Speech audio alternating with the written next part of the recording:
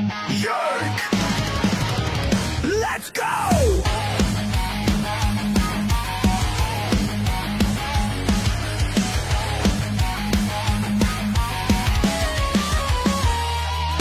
Cam's a shit kicker, 2 bombs in the lead. Soul Dragon Cougar's no time for fatigue. And he's a shit talker, stirring up the show. Never played a shift, but he's ready to go. Welcome into the Candid podcast, episode number 366, baby.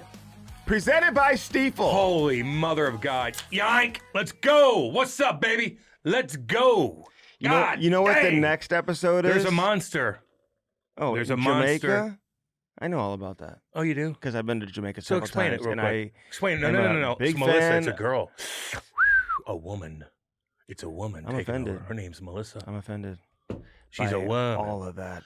And So, you know what hap- just- so you know I've what- been to Jamaica several times, and yeah. I've been to many reggae festivals over my time. And I used to have long dreadlocks back in the day. That's awesome. You should keep them. You should Who's keep your those. favorite- That's really who's cool. your favorite- That means that means you're homeless.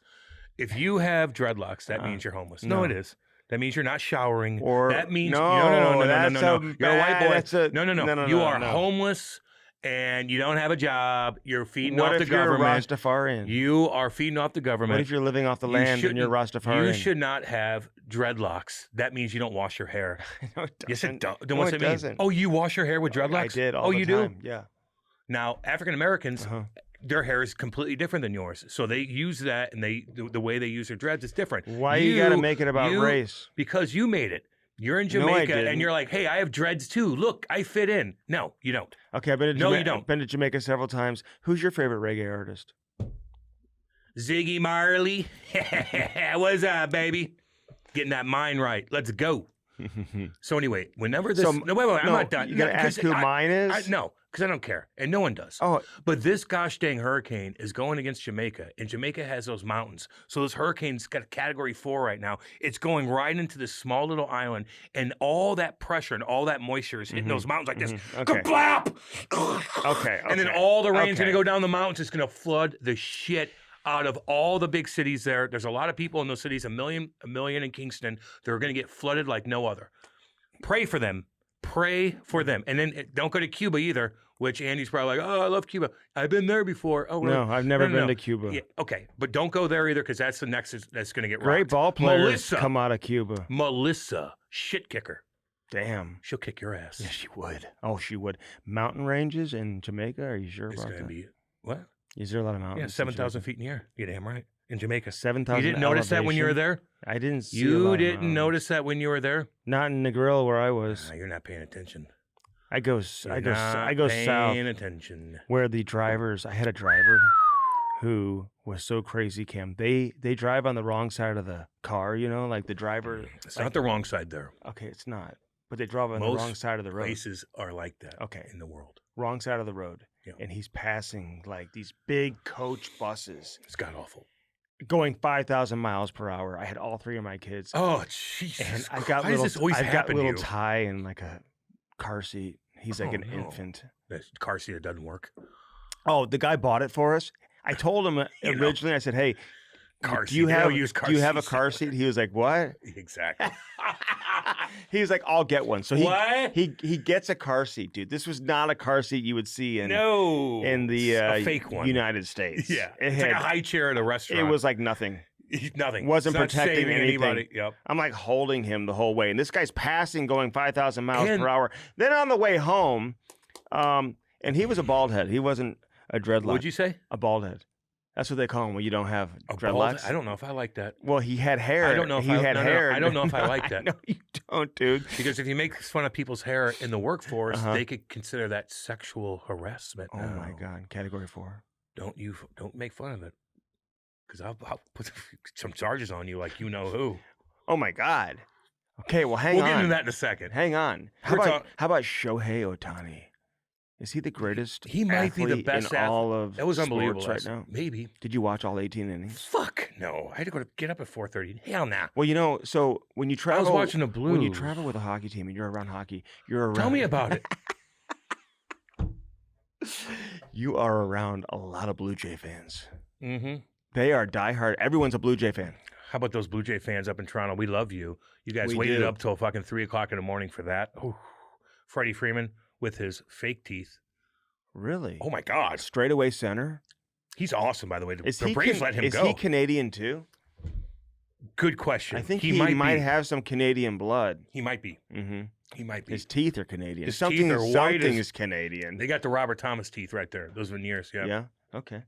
I told a kid up in the press box the other day. I think he was sitting out. I think he just got called up from the minors, and I saw him. And he's got his tooth chipped. Look back. I go, God.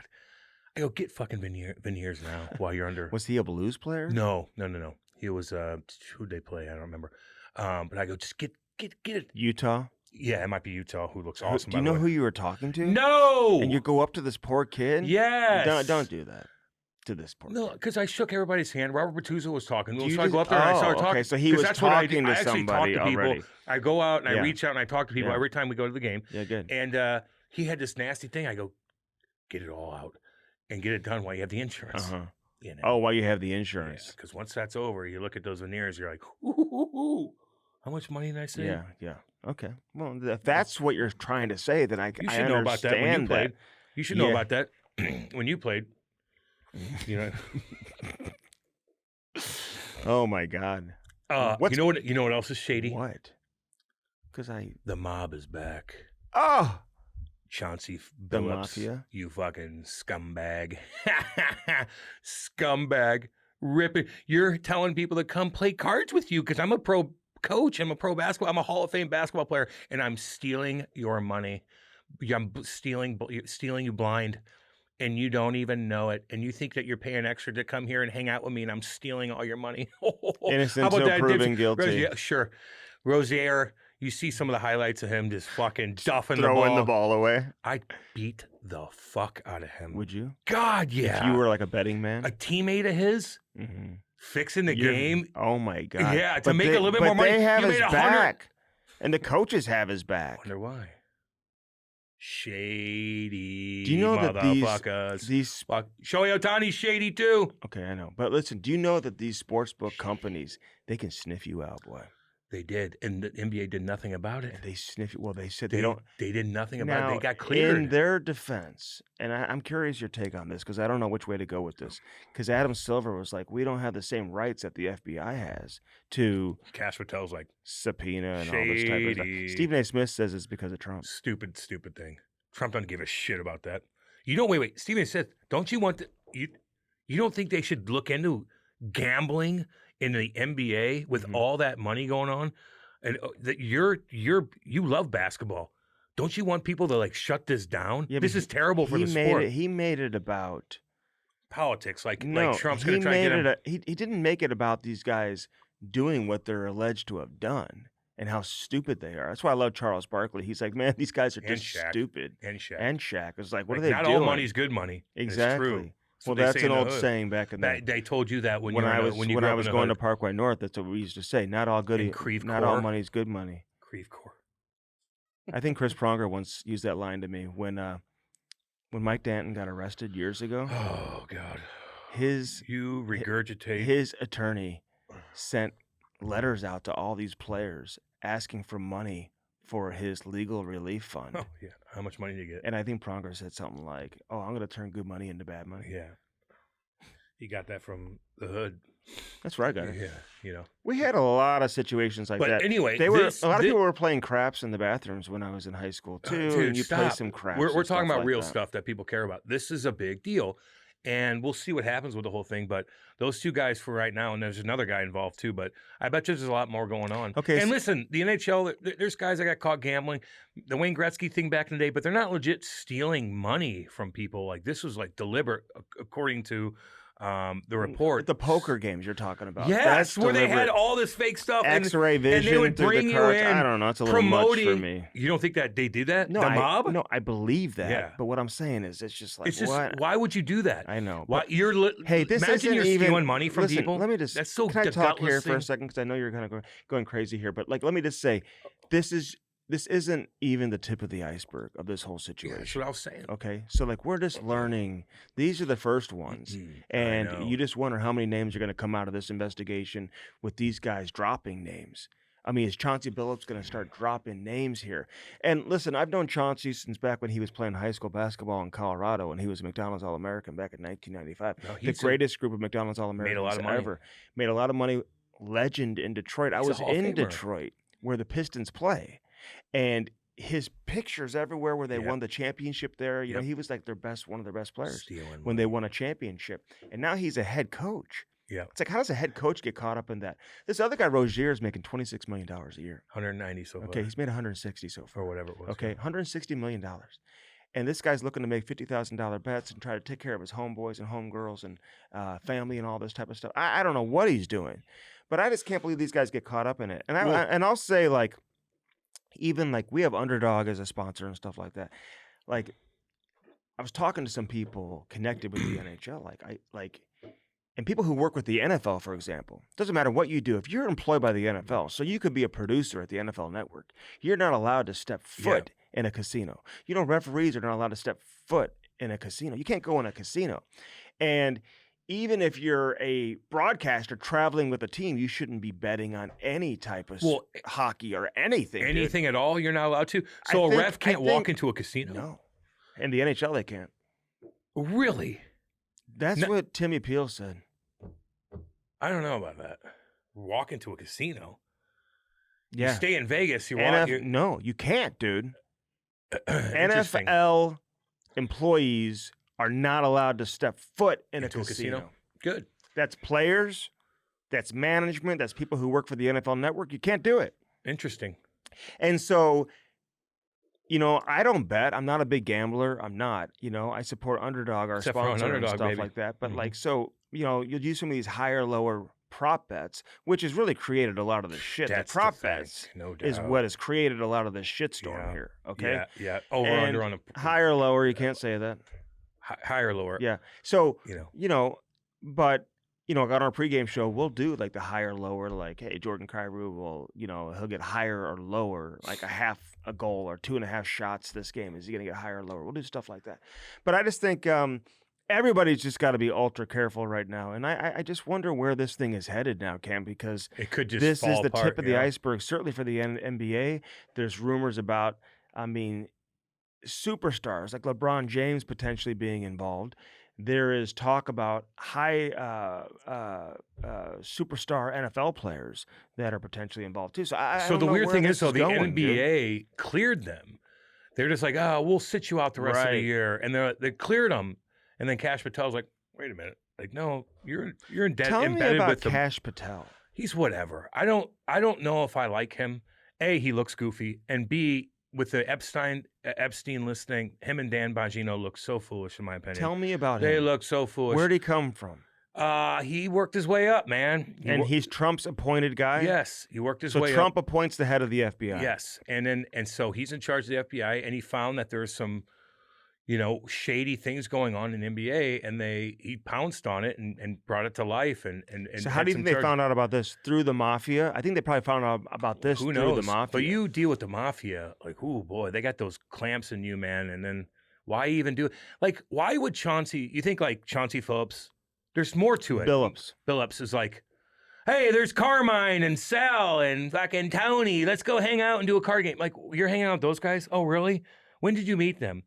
Oh, yeah, you're hanging out with a fucking Carmine and his buddies. Why the fuck would you even get involved with those guys? There's more to it.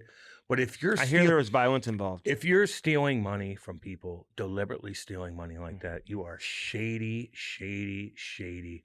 And I hope you do get got. I hear there was violence involved. There's gonna be. He starts ratting people out. No. At the poker games, dude. Yeah, probably. If guys are losing like millions of dollars. Yeah, they did lose millions. They stole millions of dollars from people. There was like They had high-tech stuff they going had on. to use physical force, I heard at times. That's It's the just mob, dude. Reading about this. Now, is the American mob, the Italian mob, the scariest mob going in the world? Not even close. What's the scariest mob going in the world, Andy? Well, there's a number of different It's mobs. one, and it's easy to say. I would say it's probably somewhere in the Middle East, dude. No. Hold on. Is it No, in that's Europe? the religion. Okay. Is A it mob, mobster, a gang What's the scariest gang in all of the world? Hold on, I know this. It's Venezuela. It's a cartel, and it's in our backyard, and it fucking pushes goddamn fentanyl Is up that every Venezuela? That's everything down there. That's MS-13. That's a cartel, baby. They have a ton of money. They're the scariest thing going. Even more than fucking Yakuza, even more than the Russian mob, even more than all the stuff throughout the Middle East and whatnot. Although there's a lot of stuff going on. The cartel is the scariest thing going by a mile. So separate the cartel from the mob. From the Italian mob? Yeah. Italian mob was Giuliani's supposed to fucking take that bitch down, and he did in a way. But you never get rid of everything. They're cockroaches, man. They'll pop up here and there. They'll learn from their mistakes, and they'll do little shady business. Are they going killing people? Not anymore. But the cartel is. Okay, I look forward to the fact time. checkers. Okay. Calling you out on YouTube. About what? Well, I don't know. Usually they do. About what? If you're wrong about something. Like, give me an example. If about whatever we're talking about. Last time you brought up, somebody said, Cam, you're wrong again. And it was on YouTube. And Andy's like, yes, Cam's wrong. And I asked him what it was. It was a John Benet Ramsey brother that had something to do with something. It wasn't on there. He didn't write that on there. Yeah, he did. Oh, I didn't see. Yeah, because I went back. I went back on him. Yeah. Anyway, so what'd you get wrong about? John Benet Ramsey's brother was acquitted. You're thinking about something else. That was still. No, I wasn't. Oh, that was still. Keep up. Like, keep up here. We don't got so much time. We got, it is what it is. Keep up. Keep up. Okay, let's go. I'm tired. Don't care. Keep up. Don't care. Keep up. Let's go. I feel great. Good. You look good. Do I? Yeah. Okay, good. You do. You look better than last time. Last time you were kind of out of it a little. Yeah, I know. That was a tough one, dude. That was a 3 a.m. return flight. I got back around 11:30 last night. There's another weird thing happening. And there's a lot of AI involved in this bizarre thing that's coming our way. Okay. It's kind of near the sun right now. Can you just and it's ask me the question? You don't even know. It's gigantic. And it's scary looking. And it looks like a spaceship, but it's not. But it has a weird trajectory. Is it a UFO? And people are, what? A UFO? We don't know yet. It's probably a comet, but it's spewing out weird gases. And it's called the 3-Eye Atlas. Check that mug out. We're all supposed to see it this Halloween coming up in a couple days. Okay. 3-Eye Atlas. Andy doesn't care about this stuff. I do. It's interesting to me. There's this monster comet asteroid. We don't know what the fuck it is. It's taking weird turns. It's going by the sun now. Very, very bizarre. 3-Eye Atlas. Check that mug out, baby. What's up? So in the Rastafarian Jamaican culture, they talk about having a third eye and using the power of your third eye. So it's interesting how you talk about that. You don't even know what they're saying, homie. Third eye. It's like your wee-wee. No. When you call something your third eye, it's your penis. No, it's not. No, it kind of is. That's your third. Not in my religion. Okay. What religion do you have? Not my people. What is your religion? That's a personal question. You just said it's not mine, so I'm curious. A lot of weird stuff going on, baby. I'm spiritual. Halloween. What's an inappropriate Halloween costume? I got one. I've got a couple of them. I got one, but you go. Okay. I would say this one's going to pop up, what I'm going to say. Well, like Ty Robinson or something like that. What? Like Tyler Robinson. Tyler Robinson? Something like that. What is it? What's Tyler Robinson? He's the guy who killed Charlie Kirk. Oh. God. I thought it was going to be I was going to say the Charlie Kirk. That would be the one. Oh, God. That would be. Is that what you were going to say? Yes. Is it inappropriate? Oh, so like. You're right. Okay. On what I was thinking. I was thinking because that's the big thing. Was he in court? Did he say something with Charlie Kirk's wife there, and she fainted in court? Was that AI? I'm done with it. No disrespect to anything. I'm just kind of until something pops up that's I'm just kind of that's relevant. And like the conspiracy theory, like I think he killed him. It's all good. But if you had a Charlie Kirk with your blood coming out, that would be inappropriate. I think that's inappropriate. But people make fun of dead people all the time. So, like, how long does it take for you to be able to do that? I don't know. There are some other ones, too. What's another one that you didn't see? Chauncey with a poker table? No, that's not inappropriate. No, I'm just saying, like, I'm just thinking something that's modern, that's happening, that's, like, nuanced to this Halloween. I would think if you... what else? Like if you did, Who else if you died? if you like did something like involving Caitlin Clark, where you were like abusing her, elbowing her in the head or something like that, that would be inappropriate. Okay. No, that would You be. would think that virtue signal. She gets elbowed in the head. Like no one even. Although I will gamble in WNBA. I'm going to gamble and it'll be hilarious too. I can't wait for next season. I don't know what When else. does it start? Good question. Good question. We can't wait for it to You start. can't wait. When does it start? Underdog, stay with us because I that'll be mean- the best content ever. Yeah, I think that Charlie Kirk might be the one, but I can't. Is there anything else? Can I give a shout out to Sid the Kid? Yeah, 1700. 1701. He The dominated fourth that fastest player to ever get there. game. Name the other guys.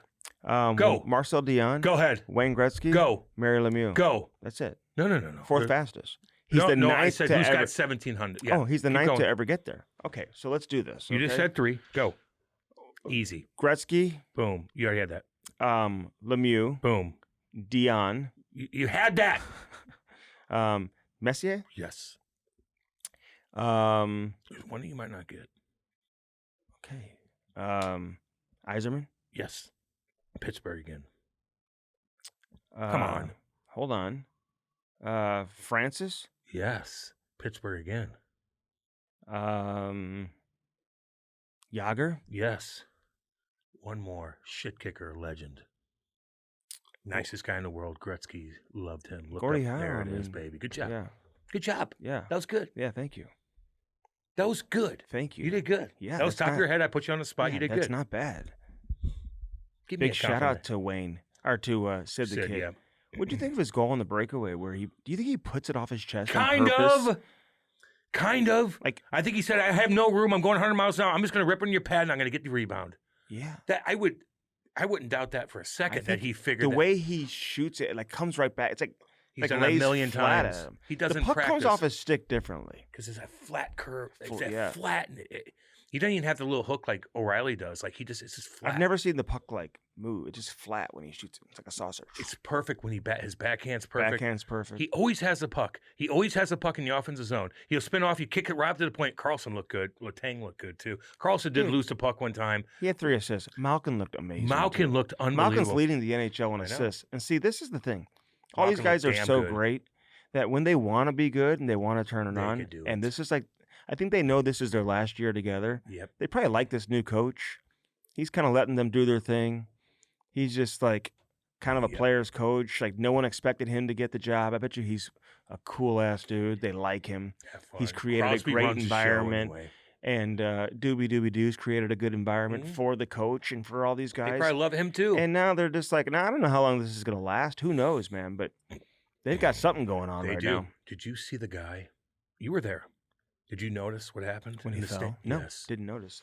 Dude, this guy Do you know apparently. that this happened at the Steelers game the night before? Yeah. And it happened in Pittsburgh at a Pirates And he game this died. past summer? I think he died. in I don't know, Pittsburgh. but this is like crazy. Well, he was Pirates, trying to- Steelers, and Penguins. This is different because the guy in the baseball was trying to catch a ball and he flipped over and I And think it was he a broke his camera neck. guy for the Steelers. But this guy was, I think, wasted. And you know when we're up top, when we're up in the alumni box and you have the glass right Mhm. there, that's kind of thin Mhm. and it's only like this high. You could fall right over Same that. with the press box. Yeah, it's not that high. So this guy was wasted, I think, fell down, tripped down, Yeah. hit the glass, fell over, and then landed on somebody, which Oh. that could kill How'd somebody that too. person end up? Don't know. And then flipped over again, Oh and he's my in God. critical condition. Critical condition. We wish him the best, man. Somebody threw it on Jim Montgomery in the postgame. Like, he didn't even know about it. Like, geez. Monty's like, I listen to the whole thing. I go, Monty's like, what? You go, oh, sorry. He's like, I didn't know that. Like, Monty's like, I didn't see it. exactly. Like, I don't know if I that's got an my own appropriate problems. question to ask the I coach got my in own that problems. situation. There's other things I'm thinking about. But he's got his own problems, but not to say that he doesn't care about that. But He if you don't just know didn't about it, s- like you're asking he him about didn't see something it. he doesn't even know. Yeah. Because like in the building, it wasn't like Loud. I don't know, like I didn't even notice it, dude. Exactly. Watching and the you game. should have. Yeah. So it just happened. It just was like maybe like you wouldn't even notice. It was a loud building. Unless it happened during the intermission, and I'm down below. So that was weird, man. Can I give Don Cherry a shout out? What did he do? He got the King Charles Award. Really?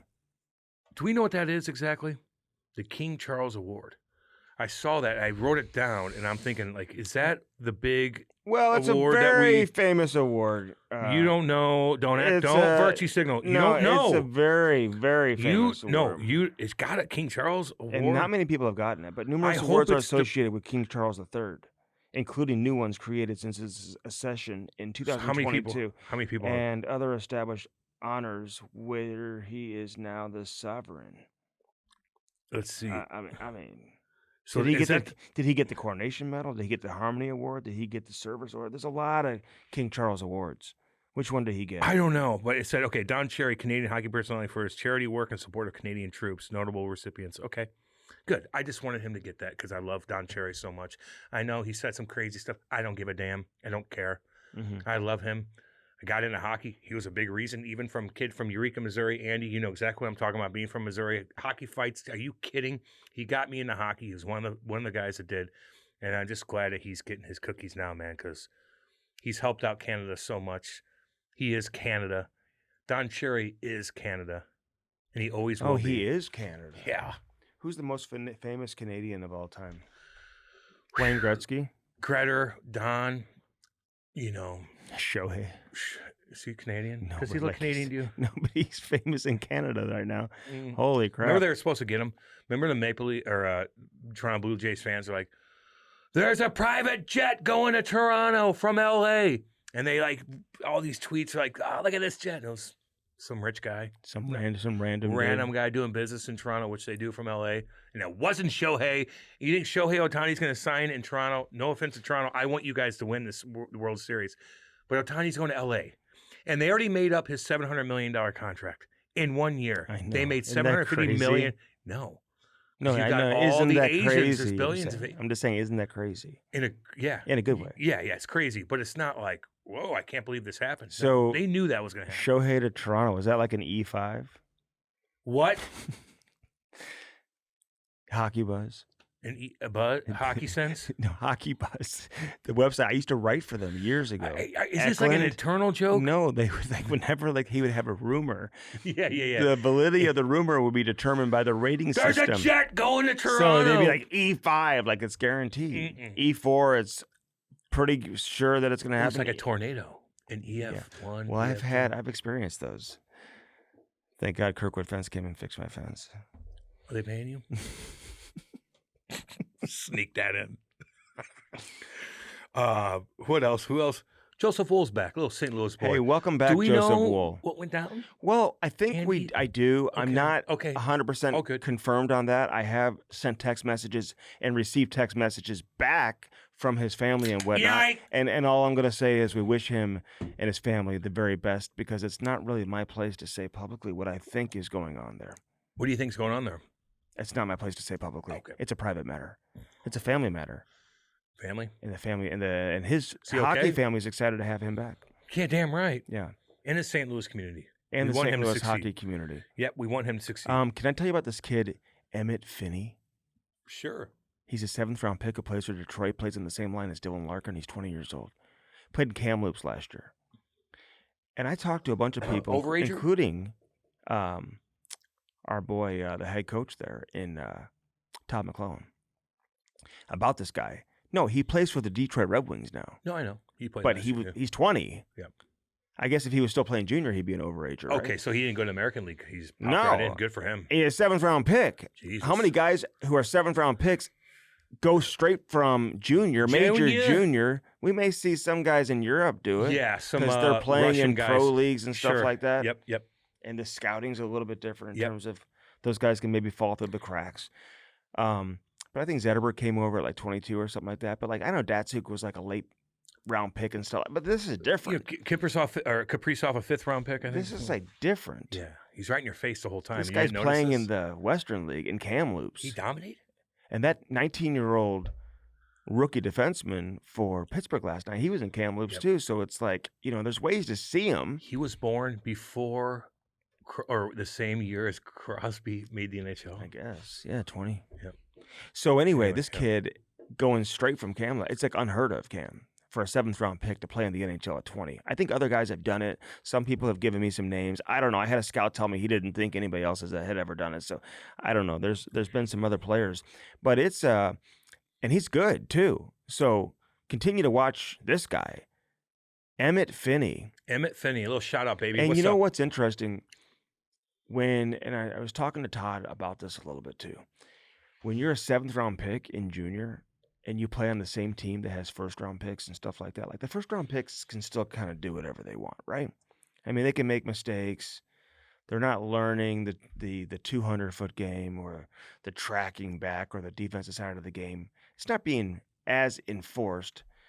And if you don't apply by the coach's rules, you're still going to go out there and play. You're still on the power play. You're still getting all the ice time. I think for a 7th-round pick, you're still kind of under the coach's control a little bit in junior. And he still had 1st-round picks and high picks ahead of him.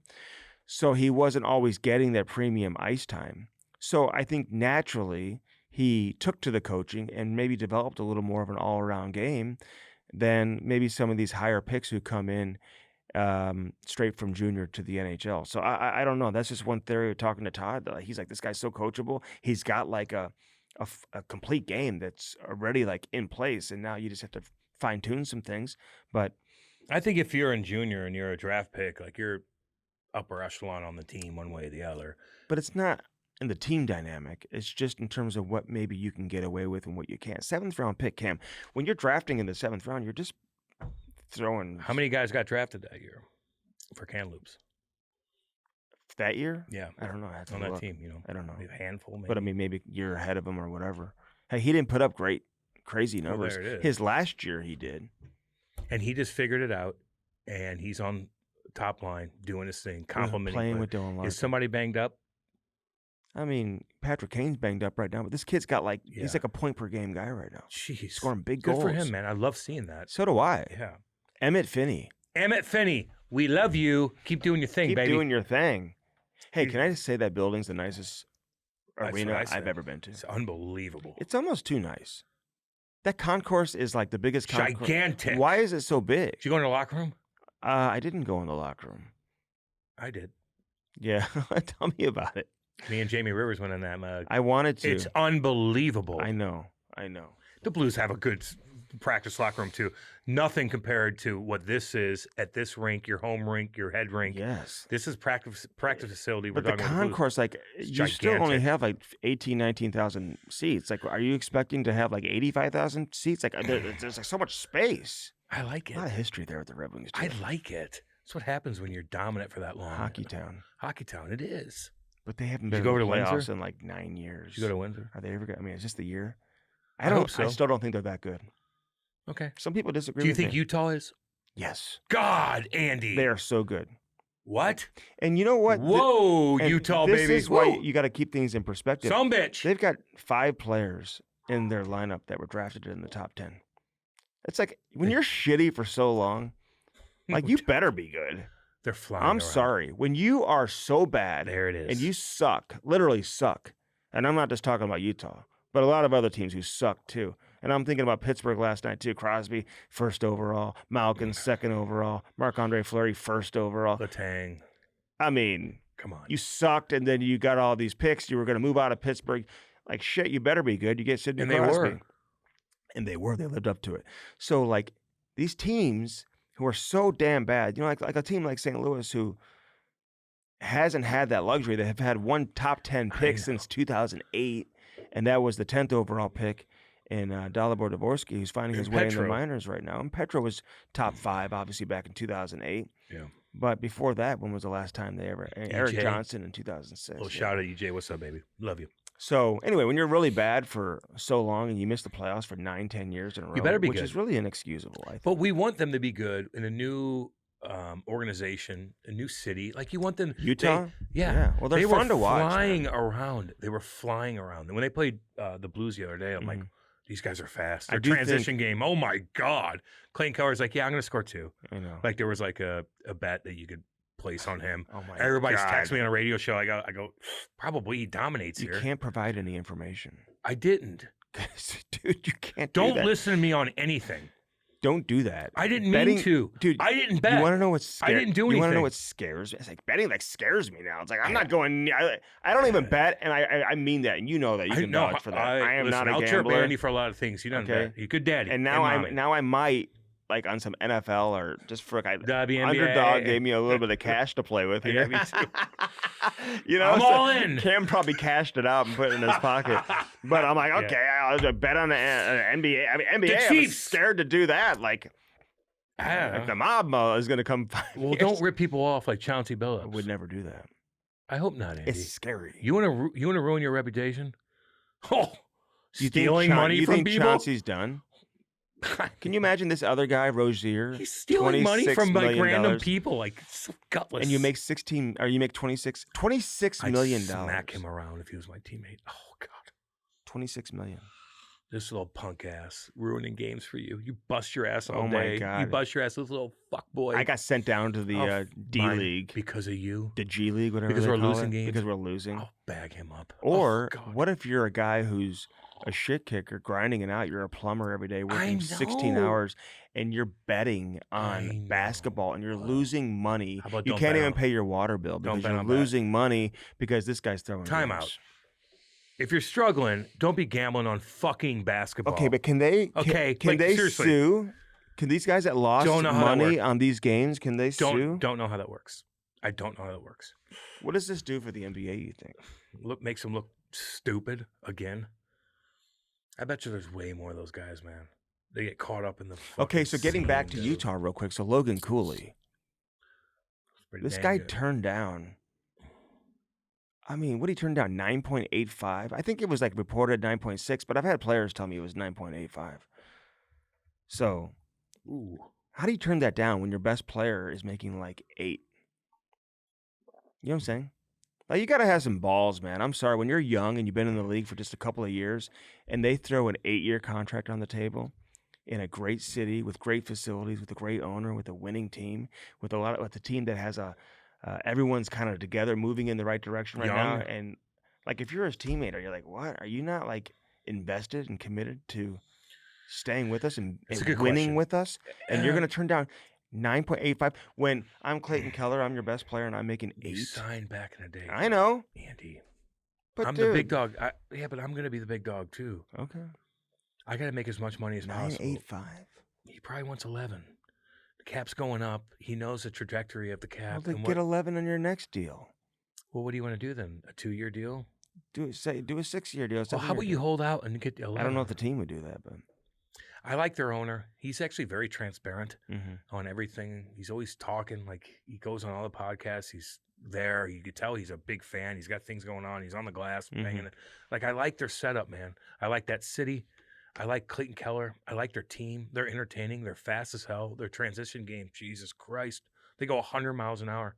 I'm like, they're fun to watch. And I know the NHL isn't as popular as the NBA. I get it. Like, the best player, Sidney Crosby, and Connor McDavid, they're not as popular as LeBron James and all these. It was pretty close in 2008. And then Twitter and Instagram and all that popped up, and the NBA guys blew that up like no other. But if I'm an NHL player, and if I'm like Austin Matthews, for example, I'm in Toronto, and I'm more popular than all these baseball players, even though they're now in the World Series. But I'm the most popular, William Nylander, I'm the most popular guy in town. And I see these baseball and these basketball players who are making 20+ million, and people are bitching at me because I'm making like 11. You're popular in that town. They're popular in the United States. Fine. And that's what matters. No offense. Baseball players are? Yeah. Vladdy Guerrero is not as popular as Austin Matthews. You out of your mind? Okay. Outside of Toronto, you're saying? I'm just saying. Max Scherzer? Max Scherzer is way more popular than Austin Matthews. Okay. Like tenfold. Fine. But you know what I'm saying? I'm just saying. No, we agree to disagree. No. You disagree with that? No. We agree. Just say I'm right. No. See, just say I'm right. I'm not doing that. Just say I'm right. I can't do that because you're not wrong. Then what am I? But I'm not wrong either. Yeah, you are. You said that he's more popular. I go, yeah, and maybe in that little small market. Can we both be right? No. No? No. Because I'm saying Austin Matthews is more popular than Max Scherzer in Toronto. Maybe in Toronto, but doesn't matter. And in like Kirkland Lake. Okay, fine. I'm just saying, like those guys are more popular in the United States, Kirkland Lake. you know, and they get and more people are watching them on a like MLB. Like their TV contracts are gigantic. You have 60,000 people, 50,000 people watching you every day. Yeah. You know Mickey Redman? What? You know Mickey Redman? Yeah. We had him on our pregame show. You know, he's a longtime television voice there in Detroit. Like, his career is crazy. He was the third player ever in NHL history to have back-to-back 50-goal seasons. And then he had a back injury and, like, his career ended. See, back then, if What year? Like 70s, 71 to 74. Good God, yeah. He scored like 150 goals in like 3 years. Jesus. I know. Little shout out, Mickey. What's up, baby? I think we may have to get Love him you. on. He kind of reminds me of, like, for local St. Louis people, remember Mike Shannon, the baseball guy. Oh, God. Mickey, you just don't know what he's going to say. Big Irish. Mike Shannon ran the show here. And give Ken Daniels a shout out, the play-by-play guy. Kenny boy, listens love to you, all baby. our episodes, What's man. up, Kenny boy? He is one of the top play-by-play guys. I know. in the No, I league, know. too. What's up, He's Kenny? a Toronto Love boy. you, buddy. Right on. So Love they it. got a good thing going with there. Listen, I like the Detroit. NHL I like is Detroit. better when teams like Detroit. I'd play for Detroit. I love to wear that uniform. Oh, Damn my right. God. Damn right. For those blue-collar people up there in the Motor City, damn right. Mm-hmm. Playing for Windsor than playing for Detroit would have been pretty Pittsburgh's blue collar too. cool. You're damn right it is. We stayed. Pittsburgh's a nice city. I told you. Yeah, but we stayed. Yeah, it is. It's great. Great and we city. stayed right in the hub of University of Pittsburgh, which is like a big football program and stuff like that. Like Pitt. Yeah. Hell yeah. Big like Aaron time. Donald came from I there. was going to say monster guys. Monsters. Went to The Pitt. wide receiver from the Arizona Cardinals. Aaron Rodgers was playing freaking Green Bay when you were there. I know. So Did you go watch that with the I boys? thought about going to the game, but it was a night game. It's cold. It was a night game. And the Blues were playing the next day. If it was like a 1 o'clock game, Just I go would have watch gone. at the bar. Well, it didn't start. I did for a little Although bit. that stadium's beautiful, just like Pirate Stadium is Yeah, beautiful I know, too. I know. Pittsburgh's got a cool thing going on, man. They all matching uniforms. It's all right there. I like that blue collar town. When you fly into Pittsburgh and you go through the tunnel, and all of a sudden, boom, you see the city going through the freaking tunnel, and all of a sudden you see the rivers and all that stuff. It's beautiful. I love it. Three Rivers. I love it. So anyway, right in the hub. So I love being around the hustle and bustle of the college area. You know what I'm saying? A lot of backpacks and people walking down the street. Backpacks. A lot of history. And he looks hey, at backpacks. Hey, the architecture there is incredible too. So right across the street from where we stayed, what's that movie called? Not Shawshank Redemption. Gosh dang it! It's a Figure scary. gotta do show. What's prep. one of the scariest movies ever filmed in Pittsburgh? Dude, it was right across the street, and in Pittsburgh? there was Hold on. There was a famous scene with a cage. Silence of the Lambs. Yes, Don't play with me. you know that scene you goddamn with the right. cage. I was 15 steps from there. You would get got by him. You would be in that little fucking dungeon, You think? and you'd be screaming like, "Help! Help me!" And the little dog barks at you, Mhm. and you're like, "What do I do with this?"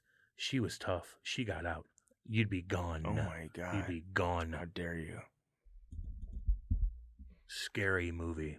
Mm. Now Anthony Hopkins won an award on that movie, and his only screen time was like 5 minutes. Silence of the Lambs. Fantastic movie. Scary. They have Buffalo some Bill. Beautiful. Whoa! Scary. Beautiful churches there. They too. wouldn't. I don't think he'd like your skin though. You're too small. He liked the bigger women. Look at this church. It's a nice church. It's a nice. It's a nice church. There's nice churches everywhere. Carnegie Hall they have there too. Pittsburgh's cool. I like Pennsylvania. I do. Yeah. I live in Pennsylvania. Would you? Yeah. Philly or?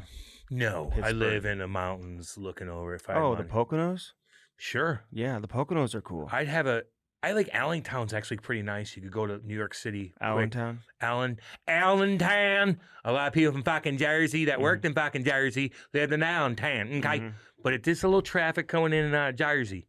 But speaking of Jersey, I'm giving all y'all a shout out. Now, have you played great teams? Not really, but you've been doing your thing. I like the way you're playing. You're fast as hell. You guys got some swag to you. I love all the b-ball in Jersey, baby. What's up? I wish I can go up there.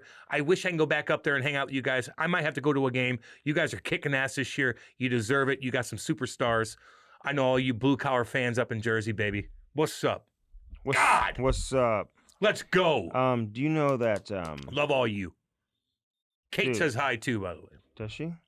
Yeah, because they were nice to Kate too. Like, I Do you look know at Macklin Celebrini is second in Dominating. the league in that. She's that little scoring? breakaway goal the other day. They didn't even have the puck the whole overtime. No, Did you see that? and he just stole it, and he was top on the boards. He put his stick down, and he's like, I won that battle. Takes 3 steps, he's gone. You And see- he's like, what do? I'm going to go 5-hole. I know. Sit down. You see those videos with him and Will Smith and Judy? And that Judy's like, hi. She's like, tell me your She Instagram. wants to like kidnap Your him. Gmail's going to be getting blown up, you know. Oh, yeah. You're handsome. You're going to be popular because of me. You have Oh. girlfriends? Who do you play for? Are you guys any good? Yeah. What are you again? Baseball? But Ryan Reed's I got to give a shout out to too, man. Hold on. We're bouncing around. Okay, I want my to go bad. back to Jack real quick. Yeah. He's one of my favorite players to watch. in the God, league. is he good. He is so damn good. Damn good. If he can stay healthy, He's got man. the look. He's got everything. Swag behind the net. Shifty. I like when he breaks down how he scores his goals. He says Very smart. he takes an extra step, just a random step, like a weird movement with his legs before he shoots the puck. Because the goalie's like, where's he going with that? Mm. And he just rips it the other way. Like, it's interesting. Watch him talk about scoring goals. Tarasenko And used to talk show about that Ty too. that, too. Yeah, that's like great. little things like that, dude. Yeah. He's like, I just give him a little extra, like, step. Just make your body move. Like a blah, blah. Make Blah, blah. the goalie have that Just one like extra what? movement Exactly. and then Boom. place the puck. Boom, boom, Yeah. boom, boom, whatever. Just a little that doesn't slow you down. Yeah, I like doesn't that. get you off balance. Mhm. Do your homework, Emmett Andy. Finney has 8 points. Do your homework. 8 points. He got 4 goals. Oh my God, my dad just said, well, he probably got again. We can't work him he into said the show if he's hurricane. going to do He's a this to- hurricane is must see TV. Jesus, Dad, don't. I know. I know. Melissa, Shit kicker. she is. She'd rough you up. Oh my God, dude. I hope it's not destroying a lot of the resorts and stuff like that in Jamaica. Fucking goddamn right it is. Do they get hit like that a lot? Sure. Look where they're at. In the Caribbean. Look where they're at. What do you mean? You're damn right. They get rocked. Who do you think leads the league in ice time right now per game? Good question. What team? Well, it's Okay. what do you think? You think it's a forward? Makar. He is 4th. Oh, okay. Carlson. He is not on my list. Wow. He's not in my top 5. Fox. No. Oh, I'm sorry. Is that a bad answer? But I am seeing people say that Lane Hudson should make the Olympic team for USA over Adam Fox. And I'm I like, saw that too. and I'm like, everyone just wants a Dance Fever competition. Dance Fever. They want to play Dance Fever on the ice. What? Dance Fever, dude. You ever watch that show? No, I haven't. Dance I Fever. don't watch Dance Fever. And I love Lane Hudson, but like Who is it? having him defend against heavy players, like, Oh, he's come on. Like, your size. it's Quinn Hughes. Okay. Who leads the league in points right now? Malkin. Yeah, he's tied with 2 others. Nick Schmaltz is one of them. Nicky Schmaltz. God, he's got like Dude, freaking. He's got 16 points too. Jack Eichel does. Jack too. Eichel's doing his thing. And Celebrini has 15. Good. That's where I he's want at. him to. Will he get to 100? Will he get to 100? I hope so. I love the Sharks. I love the uniforms. Reaver just had a sick ass tilt the other day too with Rempe. Caught him. Who's Caught leading him. the league in He's scoring goals. goals too. right now? Reaver has more goals than Connor. Oh my McDavid. God. McDavid has 1 goal. Reaver has 2.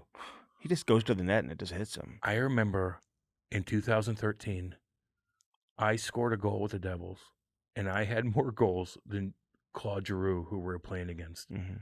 And all the guys on my team were bashing. Chirping Claude Giroux. They were bashing him so bad. 'Cause I had more. You did have a couple that just hit you in front. What? Yeah, like No. you didn't like no. shoot him in. I fucking went 100 miles an hour, stop like blah.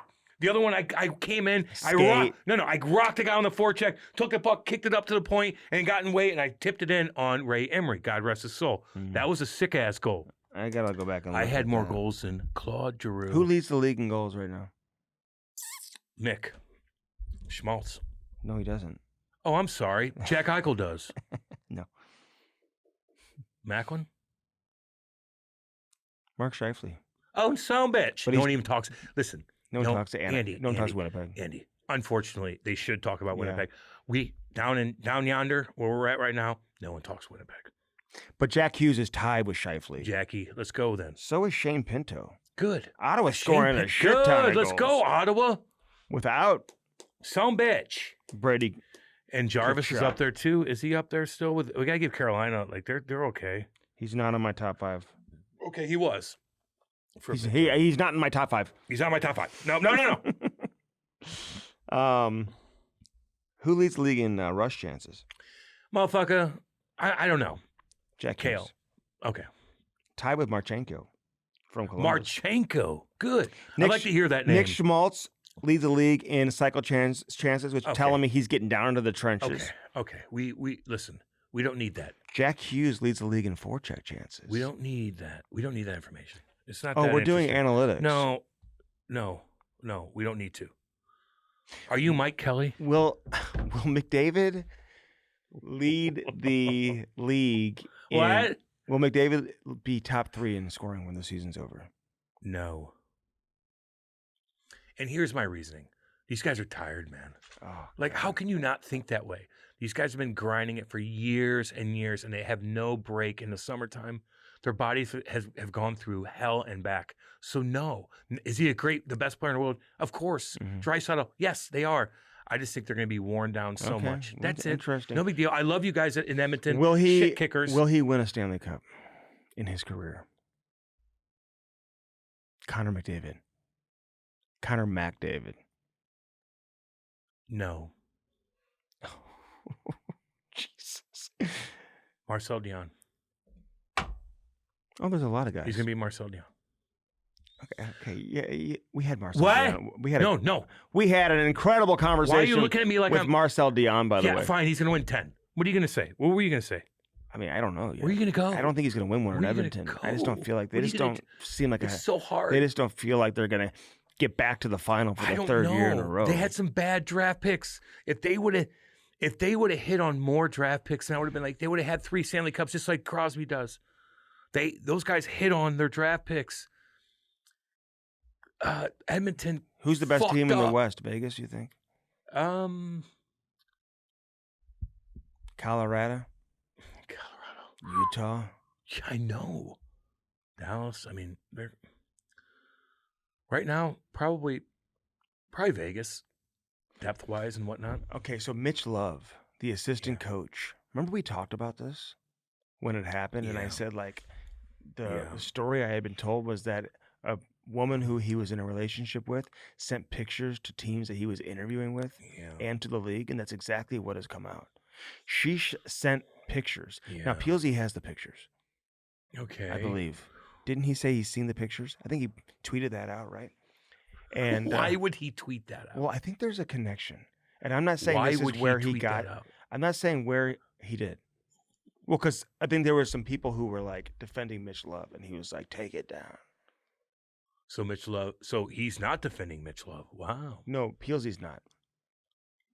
He's defending the woman. How The does he woman know? took the pictures. Well, apparently, from what I understand, the woman was once married to either a current or former NHL linesman. Oh, okay. Okay, you hear So what I'm saying? you're hearing his. So the ex-husband is Okay, no, listen. okay. So she was married to an NHL linesman at one point in time. Yeah. Then she was in a relationship with Mitch Love. Never married, but I believe they lived together. Yeah. And the pictures that I believe that she sent to the league, from what I understand, are pretty gruesome. Of like her getting beat up or Yeah. something? Okay. Well, But she never went to the police or anything like that. But you send it to them, so why don't you just send it to the police? I don't think Because that's kind of the same thing. right. But she just didn't do that. So So he's a bad dude. he then. would have gotten a head coaching job. I think he was on that trajectory. You look at the way Washington has played, Washington? and he was getting interviews, and some believe he would have gotten a head coaching job this past summer. So it was kind of kept under wraps that he was interviewing, and then all this stuff came out. And then, of course, the league got a hold of it, started the investigation, Yeah. and then eventually it became a news story. So Mitch Love now fired by the Washington Capitals, and I would think that he's probably going to have a hard time ever getting a job back in the NHL Well, duh. again. Yeah. Well, you can't beat up your wife No, you can't. Girlfriend. or girlfriend or a woman unless she's like robbing your house. And I haven't heard him come out and like defend himself or anything. No. Because the last thing he wants is for these pictures, which are circulating, for Well, these to Peelsy be has them. It's over. for these to be made public. Boom. So anyway, we hope We hope it all This works story out. is in the rearview it's mirror. terrible. Some breaking news: the Blues have just announced that Jake Yeah. Neighbors, who's their leading goal no, scorer, I know. is out at least 5 weeks. He's going to be reevaluated in 5 weeks. I know. Brutal. He blocked a shot in the game against Detroit. Yep, Cam, I know. this is how tough this kid is. First off, Love him. 98.9 miles per hour from close range. Oh. That's the equivalent of like being shot by like a I've been through it. You know. by like a handgun or something. Or No, it's like getting shot in the foot with a it 38. was, but it was higher up the leg. Like getting shot in the ankle. No, seriously, like getting shot. It wasn't in the ankle. And I don't give a fuck where it's at. The It's like knee, getting shot in the whatever. leg In the leg. with a 38. Boom. See ya. Put down. You're down. Can't put your. You can't move. This guy comes back and plays in the third period. He's tougher than shit. Good old Alberta boy. He's tougher than shit. He's such a nice And kid. this guy is such a good player too, and he was Such off. a good He was kid. off to his best start I of his know. NHL career, and he is such an important piece to the Blues organization. The fuel of the Blues organization. He really is. That sucks. I man. believe he's future captain No, I agree with material. him. I agree with him. Just talking to him, you understand it. So I feel for him, and I feel for Monty, and I feel for the team because they're going to miss this kid. I know. So 5 weeks takes you to what? To Christmas? You think? yeah, it's about Christmas time. No, it's not. It's probably early to mid-December. Yeah, okay. Reevaluated in 5 weeks. He'll be back. What does that mean? It means they'll reevaluate it. Yeah, and then See have where 2 he's more at. weeks, and then he's good. Okay. So 7 weeks, probably. I could That see him sucks. being a quick healer, though. And the fact that this Hopefully. guy was, so they had to obviously wait for him to come back to That's truly brutal. get evaluated. Brutal news. So I feel for him, and I feel for the Blues, who are going through a tough time right now and not having, a real character, heart, and soul Yep. type player. Yeah, that sucks, man. Good God. You see the Ryan Kessler news? Yeah, that's brutal too. We don't know much about it. I read up on like what that means. Was it the Fourth degree Yeah, like assault. either you coerce somebody that's vulnerable, Mm-hmm. which is weird, Mm-hmm. young kid, something like that. It wasn't involving. I don't. Listen to me. If you read on what that means, if you do these certain things, that's what you'd be prosecuted with. Okay. So it's like you coerce somebody that's vulnerable, Mm-hmm. somebody that doesn't understand what they're doing, Yeah. a child or something like that. It happened on New It's a weird Year's thing. Day, maybe. Yeah. I don't know if his team was playing. He was coaching. Remember his team won like 88-0 last year. Yeah. It's like maybe like if you're a coach, you're like to one of the wives, like, hey, your kid will get along if you want to hang with me. Like something like that. something Not like- saying he did No, that. your kid would be on the power play. Your kid if on you- power play, he's gonna do this if me and you hang out. Based on the definition of that. So you want to We're read it real not quick just so saying- we show everybody? We're not saying that's what happened, but based on the definition of a fourth degree That's assault some sort in of Michigan, there's a lot of that. And so him coaching and being involved with youth hockey, maybe It's not there good. was It's not good. Something not good at all. along those lines, and maybe he didn't do anything, and Maybe he didn't do somebody's making it up. But you better put your Maybe foot down. he cut a kid, and then the mom or the dad. It's like he tried to do something. you don't know, You're dude. right. Exactly, Andy. So we don't That's a know. good point because you cut a kid and he tried to he got drunk one night and Right. tried to do this to me. Right. Like, So no, he didn't. we need more information on this. Yeah. I have reached out to a few people. It's difficult. Nobody I wants to know. talk on this. I get and that. Yeah. I almost feel bad for even asking, but just kind of curious. I'll tell If you. he didn't do anything, this is the thing. The way I always look at it. Listen, if you're guilty, then sorry, we can't do anything to help you. But if you didn't do anything and you're Oh, being man. wrongly accused, we will have your back on that. Hell yeah. What do you think of the Carter Hart situation in Vegas? In Vegas? What do you mean? Well, Vegas. Are you on Twitter? Like, do you look at Twitter? Yeah. You remember? But how we talked about this. It's like something new happened in the last few days? Well, he signed. Yeah. We didn't talk about that. I'm just saying. Like, he signed. I thought we did talk about that last week. Maybe. I think that just happened 3 days ago. Well, he was brought in. Everyone knew he was going to sign. He signed he signed a PTO at first or whatever, and Yeah, then, and then he everyone knew made he it- was signing. Oh, they did? Everybody knew? Well, the organization knew they were bringing him in to sign him, and he knew We're that. talking to the people out here. Yeah, Like, it okay. could go either way. Did anybody out there thinking he wasn't going to end up signing with Vegas? I don't know. Okay, so There was some backlash, and I just see people. yes, there was just- backlash. Yeah, so they So got. what's your take on They it? got through it, and now he's going to play. Mhm. But there's people in like everywhere he's going to go.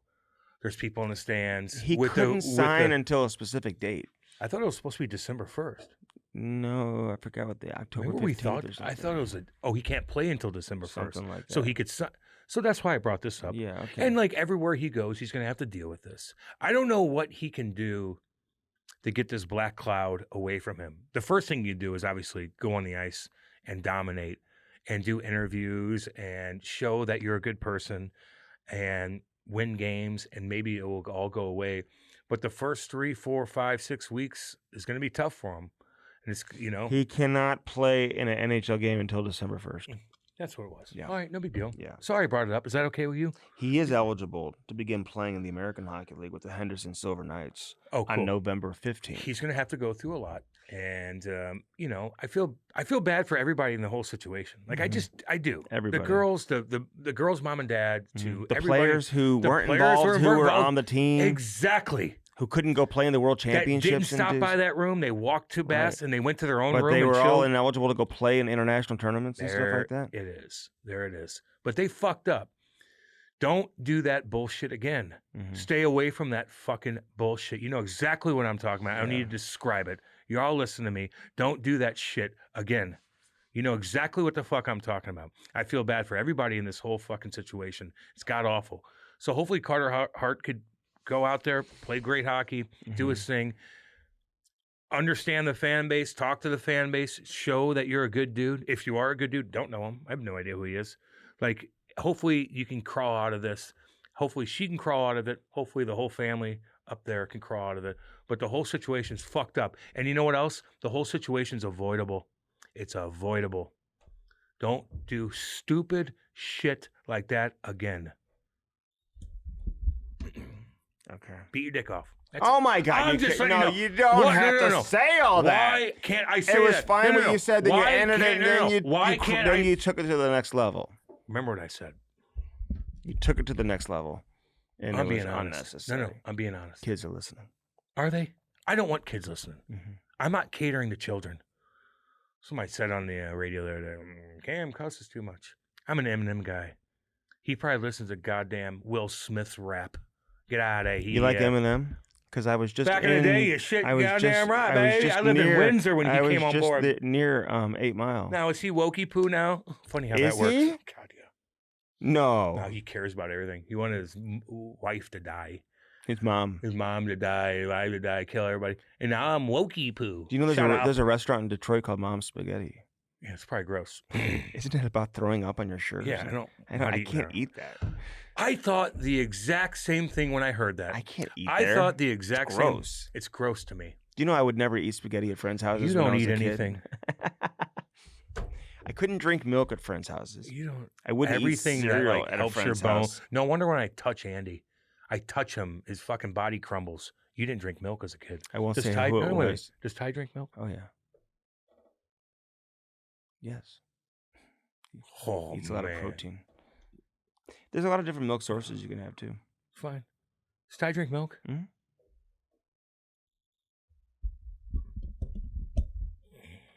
Milk Sad. always grossed me out. I love it. It's my Do you still I- drink it? God. Yes, Kate buys me the little packages, the children's packets. Oh, God. The little like 20 cardboard boxes? Yes, they're 20. Oh, like you get from school And I like lunch when this. you were a kid? I go, nyeh, nyeh, nyeh, nyeh, nyeh. Gah. I crush those goddamn things. I'll drink 10 of those goddamn things. And when I get my mind right and I'm eating, and Kate's like, you Kim. want cookies? I'm like this.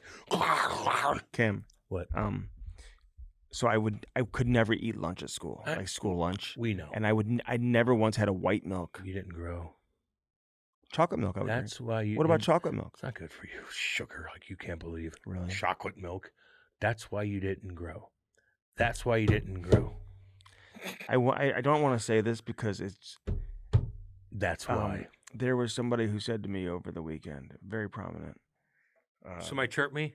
No, I figured you'd bring something up. No, what'd they say? No, go ahead. They were going to work out, and they said, "You should come with me and put a little muscle on those skate laces hanging from your shoulders." Oh, Jesus. Because you do sit next to, like, you were crammed next. And I am. You were crammed next to Joey and Bernie, who's a big guy. And Is Bernie a big guy?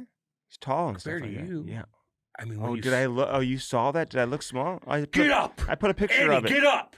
Get up like this, boy. Stand up. You're kind of big. Get up! They're big. And they're right next to you. Right next to you. Let me see what you got a picture. I was gonna take. I don't ever bug you. It's not a bad picture. That's not what we're looking at, though. That is what you're looking at. And they took a picture. I put it up on my Instagram. Okay, Follow that me is- at Real Strict Nasty. That is what strictness. That's so funny. That is what we're looking at. Mhm. You look fine. Thank you. No, you look fine. Yeah. I mean, No, so and when I talked, when you called me, because I never, when I call Andy, like he's not listening to my problems, but I get, how do I look? I go, you look damn good. And you said you were great. You were great. It's all new. It's all new. I said you were goddamn great. they all knew. The all new. 5 Nights at the Frank Guzmano. He said the all knew for For like 10 years. 10, 15 years. The all new. Shit. Who's playing their way out of an Olympics right now? I don't want to say. Who? Oh, I know. Oh, no, go ahead. I know who you're Well, you got to be healthy, number one. thinking. I know who you're thinking. But he wasn't, you're thinking, ahead, say it. I want to focus on guys who were on the Four Nations team. That's what you do. Okay. Not Robert Thomas or So I anything. would say like Kreider, maybe. Okay. What about JT? What about the Rangers? JT Miller. Mm-hmm. What about the Rangers? What about Fox? What about those guys? I don't know. What if they keep playing bad? Fox didn't do it for me at the Four Nations. I will say that. You don't think he was that good? At the Four Nations, no. Yeah. But I think he is good. And I just don't know if he's Anybody jumping on that wasn't involved last year? Clayton Keller. Keller, Jesus. Tage Thompson. Yes. Yep. Yep. Macklin Celebrini. Yeah. How's Bedard? I mean, I hear him, then I don't, and No, then I do, he's and just- I don't. Like what? he's just like he reminds me of like the best player on like an average to below average like youth hockey team. He just he'll score some goals here and there, but like doesn't really impact the games. There's other guys though. That's Celebrini. Jesus, flying around. I like that Sharks team. But if I'm Their coach is about to sacrifice one of his kids. you have to reward players who are leading the charge on NHL teams that are having great years. Yeah. You know what I'm saying? Yes. How do you not put Clayton Keller on there? I don't know. And shit, He put Logan dominated. Cooley on there too. I know. And Dylan Gunther on Canada. You put them all on there. I know. And JJ Who's playing? Peterka. Who's playing the best right now? It's not about what you like. It's like who's the best right Yeah. now. Who you rolling with? Every year changes, and you're like, this guy was great back then, but he was great. No, but what's everybody doing now? Everybody's body's different. Yeah. Their bodies are different when February comes. Who's the best? And as of right now, Jesus Christ, those guys, like, ay. Well, I'm gonna say they got some decisions to make. Andy. yeah. I'm gonna everything say, changes, man. I mean, Nick Schmaltz. I mean, I know he's dominating. He looks fast. He's doing God. You know what I mean? he's leading the league in When was the last time scoring. we had like a Four Nations event, and then the next year we have an Olympics where you're just evaluating guys every year, every step of the way? It's interesting. This year's so cool because you're really paying attention to other teams because of this. This is a big Olympics. USCA needs If to you're do something. Army, would you really consider a guy like John Torres? If he's dominant, getting through Christmas, heading Tom- through January. Tom Wilson. I know. But I think Logan Cooley's got to get some real. But it's Olympic ice. Like, who's a better skater? Like, who's going to open the ice up? This isn't the Four Nations in Montreal No. where you're crushing guys. Who can open up the ice? I know. What team could be faster? It's going to be speed, Andy. Mm-hmm. I'm telling you, I played in these rinks. Like, they're way bigger. Yeah. It's a big difference.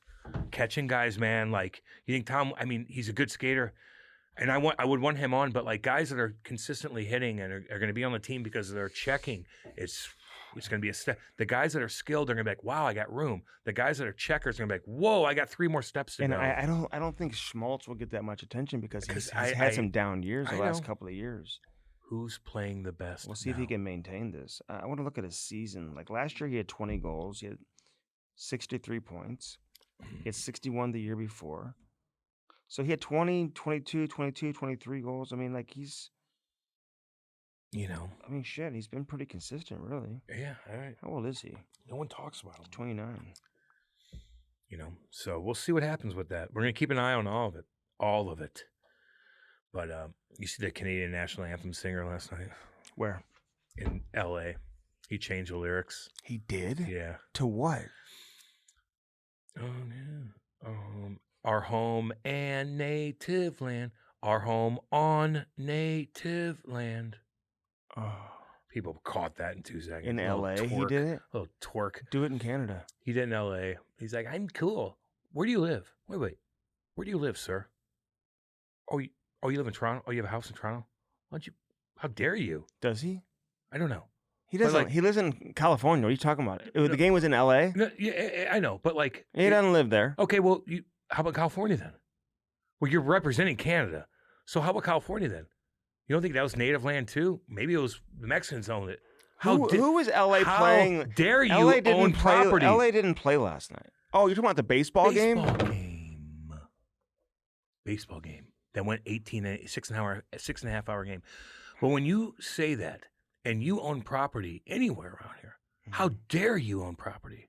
Get rid of that. Okay, Give it back to the natives. I don't know. I'm not I know you familiar don't. with this. I know I you got it. don't. I know I you have an issue with this. I know you do. I have an issue with You don't this know a one. lot of things. I have an You issue. don't know a lot of things. It's no, fine. I have an No, it's issue fine. with this one. It's fine. On native, give up your land. I have Give an it back to I have them. an issue with this Donate one. it back. How dare you? Donate it back. I have an issue. What? With this one? Changing the words and all this I stuff. know you little twerp, dork. And, You look like a and fucking dork. Can I call a TO here? Because Give your land do back. they rehearse? Nah, Like, if it's baseball, did they know that they were going to, like, well, they was have this discussed beforehand? the NFL has Bad Bunny coming on. Doesn't even speak English. He doesn't even stand Roger up. Goodell. He doesn't even stand up for the He does national speak anthem. English. He was in the movie He's Happy terrible in it. Gilmore He's too. terrible. He doesn't sing in English. He and Kelsey. It's them singing English. So the whole halftime show is going to be in. Espanol. Okay, so I'll understand what he's Oh saying. yeah, that's catering to the people took that are several listening. years of Good Spanish. for you. That's cool. It's like he doesn't like America. Apparently, he chirps everything. And now he doesn't stand up for that. I don't. Do I care that much? No, but it's like, why would you pick him?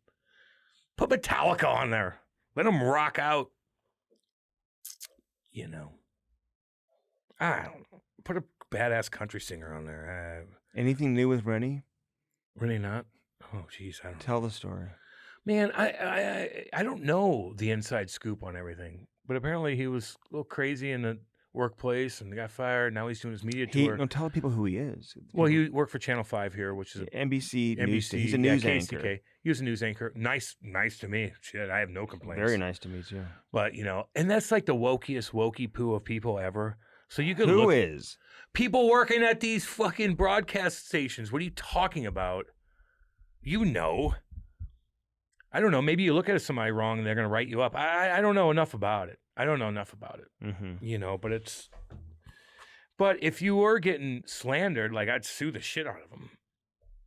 But he's not, so I don't know. I don't know enough about it. Sue. I'd sue and the I shit probably out of wouldn't you. be talking to every news outlet in town either if you're gonna sue, because based on what I'm Candid. hearing in some of these There you go. interviews, like it's So- probably not what you want to say publicly if you have a case.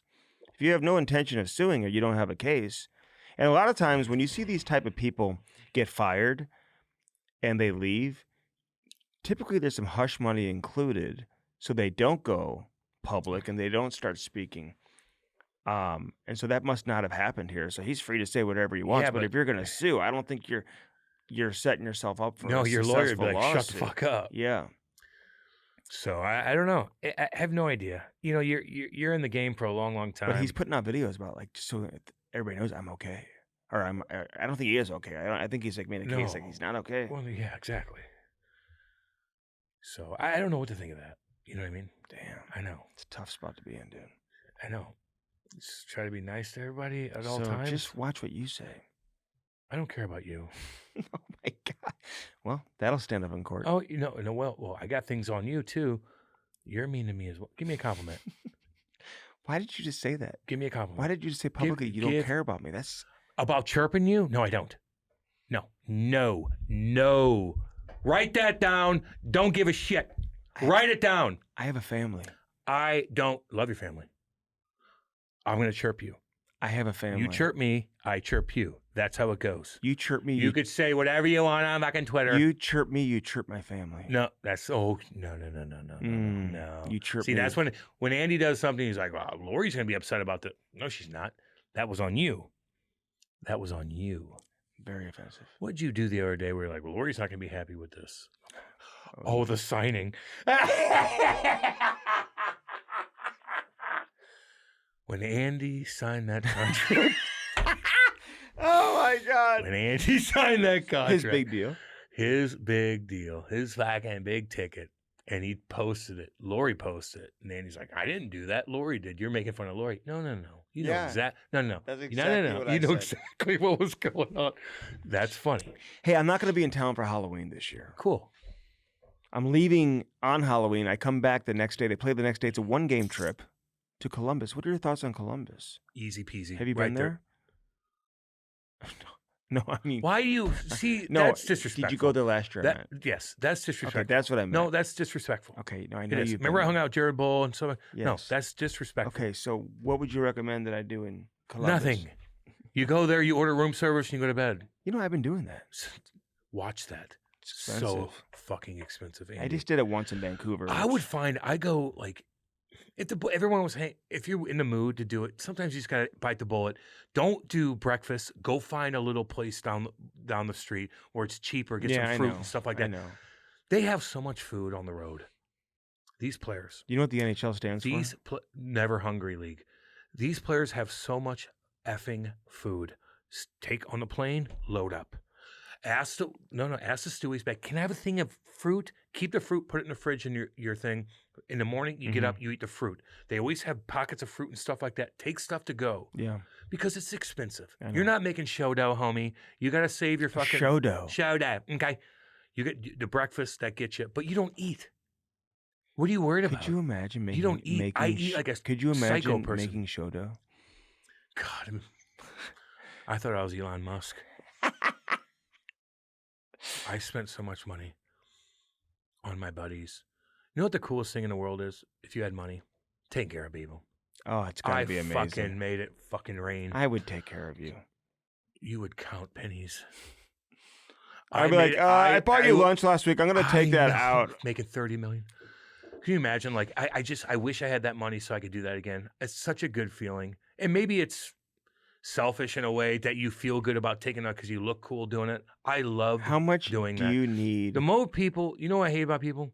When they have a lot of money and they brag about it. You know most people when they brag about their money? They're cheap. Oh. They're fucking cheap. How much do you need to give to Stiefel to like be set for life?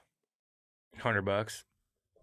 Oh, probably. When you're young, set it up when you're young. From wealth management Just to boom, investments. boom. They set you up. Every paycheck, give them $100 or whatever it is when you're young, and then add it up. Boom, just Stiefel. You know what I mean? Stiefel takes care of you like talk to no him. other. Talk and to him. talk to the experts. At Even when you're Stiefel. young, you're listening. You're young. You start making some money. Yeah, Put invest. some away. I wish I would have done that more. I wish I would. I'm fine. It's all good. I live a lovely life. Don't get me wrong. But there's little things throughout your life. Yeah. You're like, God, I should have. Every fucking paycheck. I Boom, know. boom, boom, boom, boom, boom. Show dough. Show dough. Don't be cheap, though. You're making money. Your buddies ain't. Don't be cheap. Especially if you're bragging about money around Making everybody at the show dough. fucking country club. You're fucking bragging. Pick up a tab. Get on with yourself.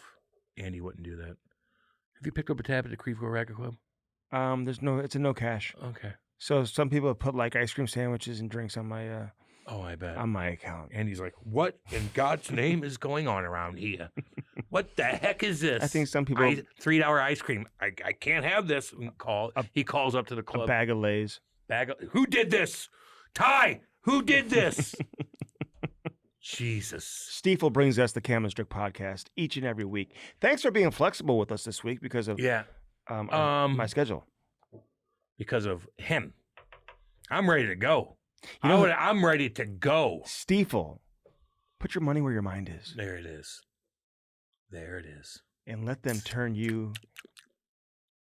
into a wealthy, humble, yes, you know, happy, philanthropic, yeah, You can give your money. When you make a ton of money, don't you want? It's nice to give it to charity, hand it out, do your thing. Like it just makes you feel good. The more money you make, the more you could do with it. The more people you could help. It's just a good thing. Organize your financial life. Money's not everything. Just so everybody knows, money's not everything unless you don't have it. Write that down, all y'all out there. I know you're driving. Money's not everything, Cam. Yeah, unless you don't have it. Mm-hmm. Think about that. You're sick, you need money. You're this, you need money. You're that, you need money. It's not everything unless you don't have it. Ditch the shoebox and begin planning your financial future. Ooh. Finance outside the box, Cam. Organize all your financial information in one place. Create a personal balance sheet. Ooh. Securely view investments, retirement accounts, checking and savings accounts, mortgage statements, student loans, credit cards from any of their financial institutions. Stiefel. Take control of your wealth. Damn right. That's what I'm talking about. Yep. That's what they do. Stiefel. We love all you guys out Blue there, No baby. Roofing. Call David Novak. Take control of your roof and your siding and your gutters and your soffit and your fascia. 314-920-5713. He's in Jamaica right now. Oh, God. Oh, my God. You've been making a lot of money. Roofing companies, it would be. Tough getting that money. What do you think the roofs are made out of? I would know because I've been there several times. Then what is it? Everyone has different types of construction. Cool answer. Smart answer. Everyone has different types of construction. Knowledgeable answer.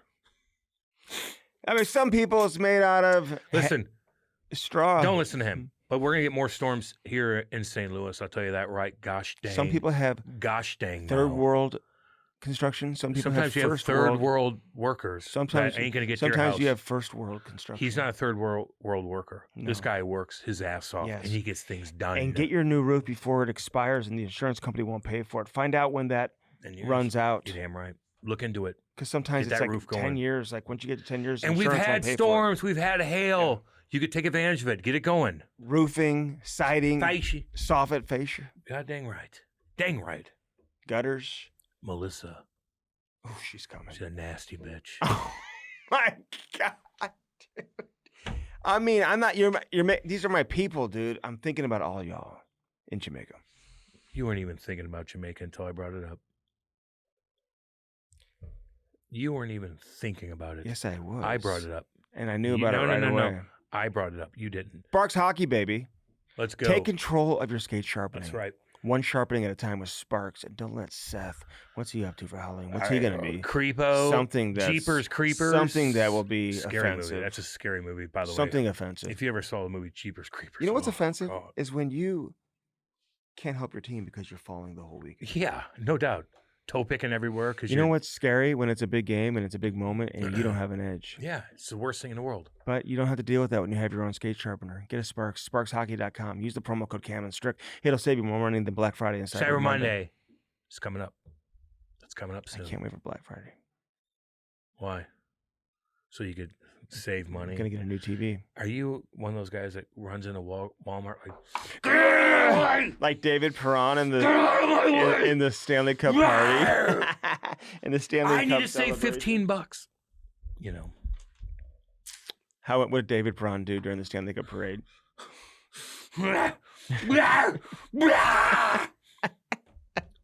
I love it. With his beard, His beard, he's like, shirts off. sure, it's like throwing things like Jesus, like like people in the stands, like we love you. What'd the Panthers do? I don't remember. They were just, What were they They doing? were just like chanting, like Like, Edmonton we're winning. sucks or Yeah, something. yeah, McDavid sucks. I didn't like that. They Okay. partied cool though. Yeah. It's amazing how they lose a guy with such an influence and such Yeah. character and such leadership in Sasha Barkov, but then you have Marchand Yeah, to fill the void I know. and lead the way. He was very emotional Yeah, he cried. Damn. when he went back to Boston. Yep. That was pretty cool, actually. I like is that. Winnipeg playing Chicago tonight? Yes.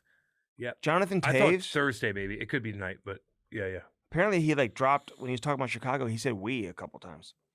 You don't play for them anymore right now. No, I know, but that's okay. But you'll always be a part of them. Winnipeg and Chicago. You think it's Thursday? Yeah, because Winnipeg plays Minnesota Minnesota. tonight. For real. So then Winnipeg and Chicago. Thursday. It's Thursday. It's Thursday. Why isn't that on national television? Ah. Why isn't that on national What TV? is? What is? I don't know if anything is that day. It's a Thursday.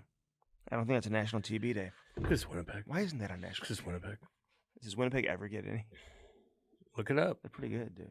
I know. Never said they weren't. I'm just saying Well, you're in the way Winnipeg. you're talking about them is No, not I'm a cool. realist, and that's probably why. Get that Sparks today, sparkshockey.com. I don't know why I waited so long to talk about First Form. You got to be kidding me. Firstform.com/Cam and Strick. That's our link. Use our link and use it today. I'll tell you what, I wouldn't be surviving. Did you take a bunch of First Form stuff on the road? That's oh what my you God, do. Yes. That's exactly Absolutely. what you do. I want to send some to Jamaica, actually. See, you virtue signal. Why and that's is that? fucking, that's so disrespectful. No, it's no. There's Why actually, wouldn't I send them meat sticks and bars? No, because there's people my out, people down there. There's people out there that are really doing shit, helping people and stuff like that. And you goddamn virtue signal. You don't even know you're doing it. You virtue signal. You're not sending a goddamn thing to nobody. You're not. I'm Don't sending virtue signal. meat sticks, energy drinks, and bars. Oh yeah. And probably the fruits and the greens, too. That's what I do every single morning when I get up. Put my collagen in the coffee. I do magnesium. I crush the greens like this, like blah, blah, blah, and I take all my vitamins. I do the whole vitamins. I eat first, then I take my vitamins, and then I have a protein with a creatine and a shake with all kinds of I take all my fruits, vitamins, and I crush magnesium. that son bitch. And then during my shows, I eat a protein stick. Boom, boom, boom. Yeah. I smash that. I wear their clothes. I wear their clothes, too. And you I know wish what I else? lived their lifestyle. Can I tell you this, though? With the Yeah. protein powder, you can use that in so many different recipes and just have extra protein in cookies. And like you make like apple pie cookies and stuff like that, and desserts that are like healthy and good for you and full of protein. I know. Have you been doing any of that? I've been sending all the recipes to my I wife. don't even work out. It's amazing how I look. And I'm straight jacked. So much. I don't even. What the fuck? Hey, just relax. Don't even work out. Look at that. Do that, Andy. Take your shirt off real quick. No. Do you have muscles like that? I'm just curious. Can you do that? Yeah, I gotta shave my chest though. So you can see I bet you're really hairy.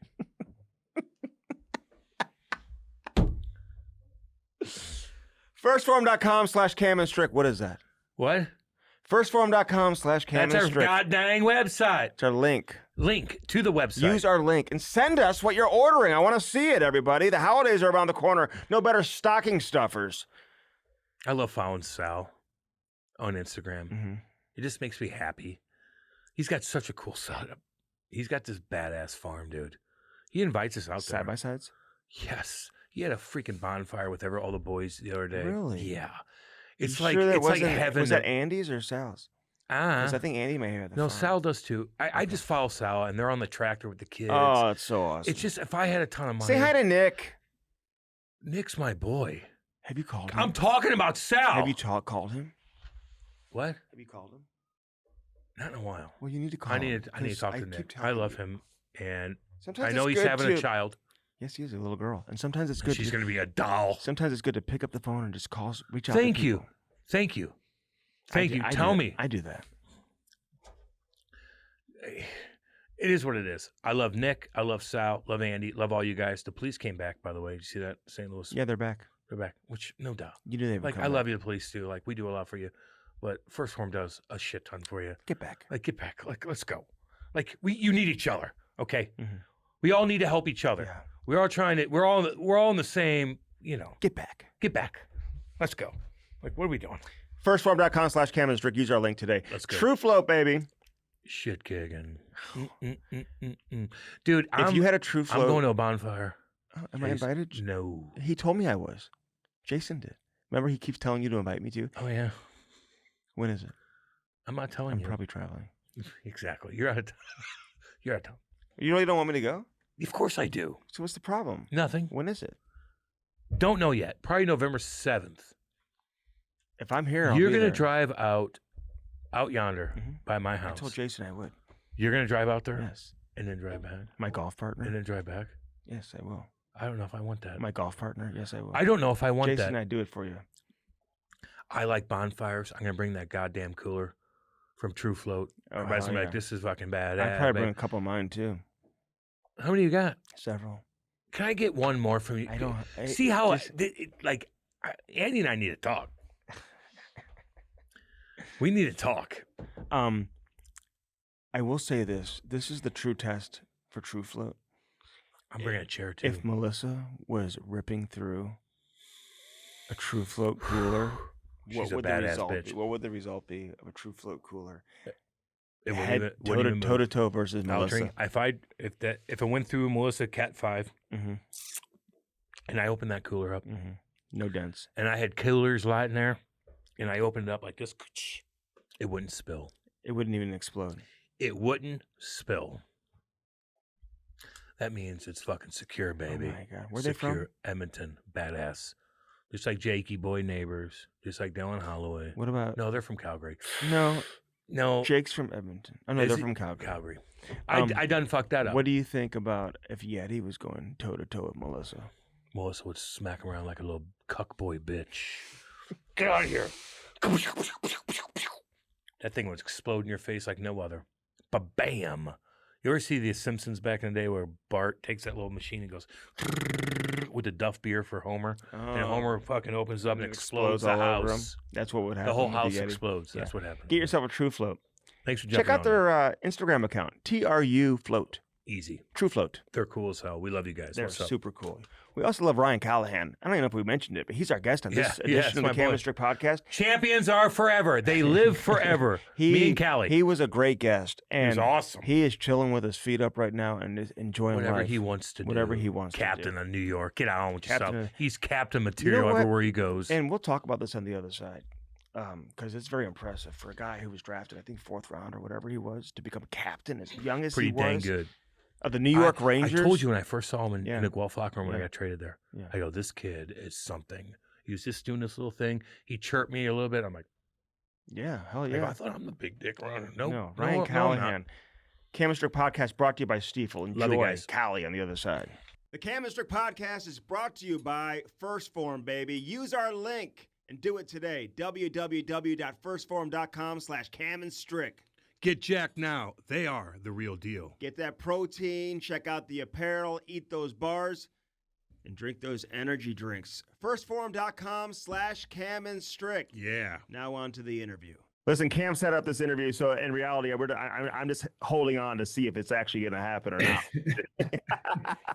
Is he going to show up? Is this happening? Cam's like, I got him. Yeah, and I did get him. He did. Andy gets a lot of guys because he has the Rolodex and whatnot. But yeah. I got you. I got Yeah, you. We just You get the C-listers, Cam. That's all. That's all right. And we've been wanting to get you on. we're champions together. That's right. Can't take that away. Hey, I was at that game in We didn't London. record, by the way. In London. Go. It was Game 7, London versus Guelph. Yeah, that's right. And Yeah. I was at that game because I was up in Ontario interviewing everybody, including David Branch, about Mike Danton, former Blues player, who tried to kill his agent. Yep. And he was part of the Quinty Four, all this up in the OHL with all these dudes, including Sheldon Keefe. Crazy. We don't need to talk about all that whole thing, but that's why. So I just went to the game, London versus Guelph, and I didn't even know Cam was playing. I thought he played for Windsor, and all of a sudden, Andy doesn't. Andy, we've been partners for 6 years doing this pod, Callie. I don't even think he knows I played. we're trying. I'm trying to find if that's true. Was Cam actually on the team? No, I'm kidding. I think he scored a goal in that game. You're damn right I did. Callie, where are you living at right now? I'm in Roch. Yeah, back home, Rochester. Always go back home, man. Who else is from there? Brian Gianza from there too? Yeah, the Giantas are from here. Marty Reisner is from this area. If you know that name. Scott Nickel. Did you play with Nickel at all? We worked out together because Okay. right after I signed back with the Devils, but yeah, we had also that was during lockout, so I skated with him every day. He's He's the hilarious. best, isn't he? He's Oh, hardcore. Scotty's Yeah. we had him Hardcore. on a few Yeah. months ago, and he lived here in St. Louis. Obviously, played for the Blues a little bit. He was involved in youth hockey. Marty Reisner, a first-round pick of the Blues. Yeah. Yep. Yep. Massachusetts boy. Yeah, no, he's from Rochester. Oh yeah. Okay. Oh yeah. Just outside of Rochester. Yeah. Went to school. Yeah.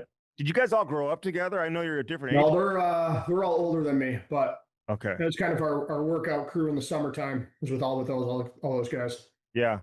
So do you miss not being in the mix this year, or has it been kind of nice because you went from playing to doing the broadcasting, which is a busy schedule. How much are you enjoying a little bit of free time right now? I'm loving it. I mean, I guess this is my first free time I've had because when I stopped playing, I did the NHL Network that first year I stopped playing, so I kind of jumped right into that, and then obviously went over to ESPN. So it's nice, really nice. Yeah, yeah. You hunting and fishing? I'm a hunter. Yeah, I don't dabble in the fishing too much, but I've been in the woods all this October, so it gives me a little more free time. What are you getting? Just deer? Yeah, whitetail.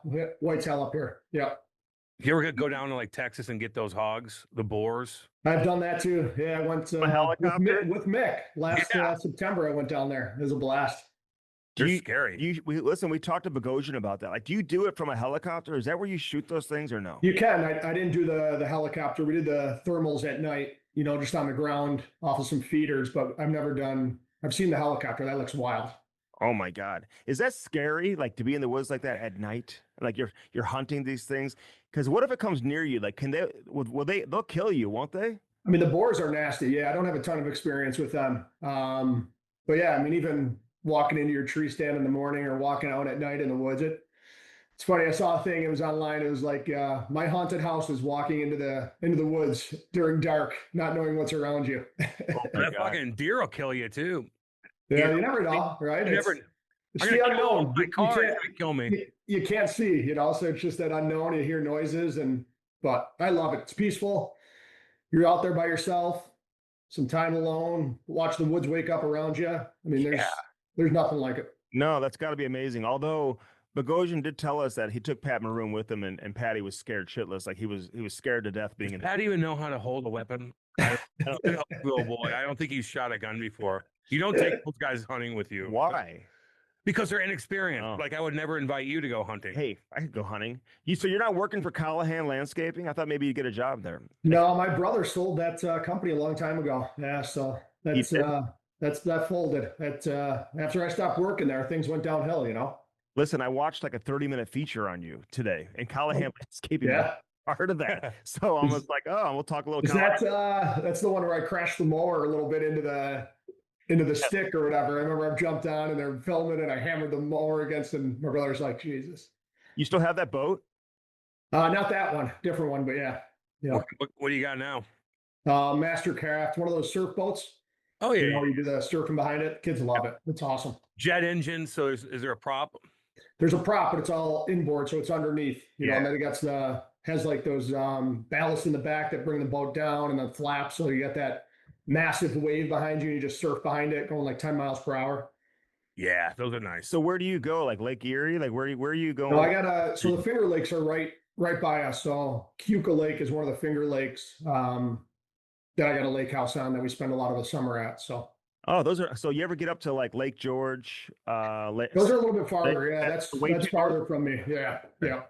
That's expensive in Lake George, though. Man, that'd be nice. That's you got property there. Really? You're doing okay. Oh yeah. Yeah, you're doing okay. I didn't play long enough in the league for property in Lake George. You had a couple big deals. Yes, go big deals. So the 100th anniversary of the Rangers is going on. Are you involved in that? I imagine you are, being a former captain and all that.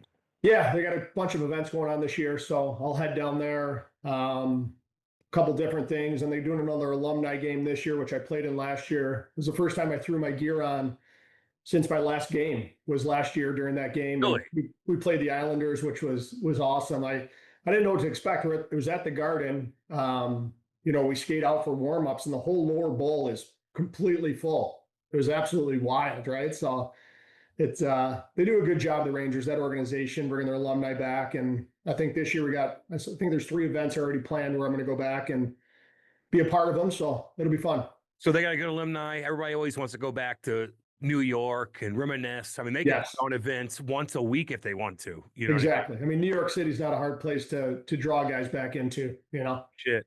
Did that game get chippy at all? Because some of those games, you know how it was. It like Gary Roberts and Chris Draper going on? No, it didn't get chippy. I mean, we got a little frustrated. It was typical Islanders. I think they were playing the trap against us in a pickup game. I didn't know if Lou was in the crowd watching or not, what was going on, but we're like, come on, guys, let us get a shot on goal at least.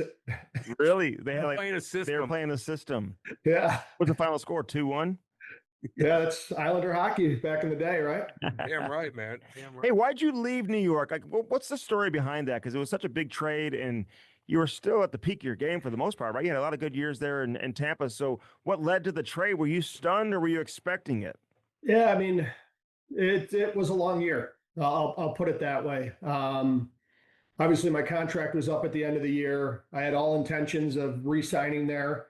And I think with the way negotiations started, we definitely came in a little bit high, which every player does, and they were a little bit low. And as we were trying to meet in the middle there was a lot of stuff that went on, and it got to a point where I knew they were trying to start to shop me, and then a little bit of your pride comes involved too. I mean, I was a homegrown player there.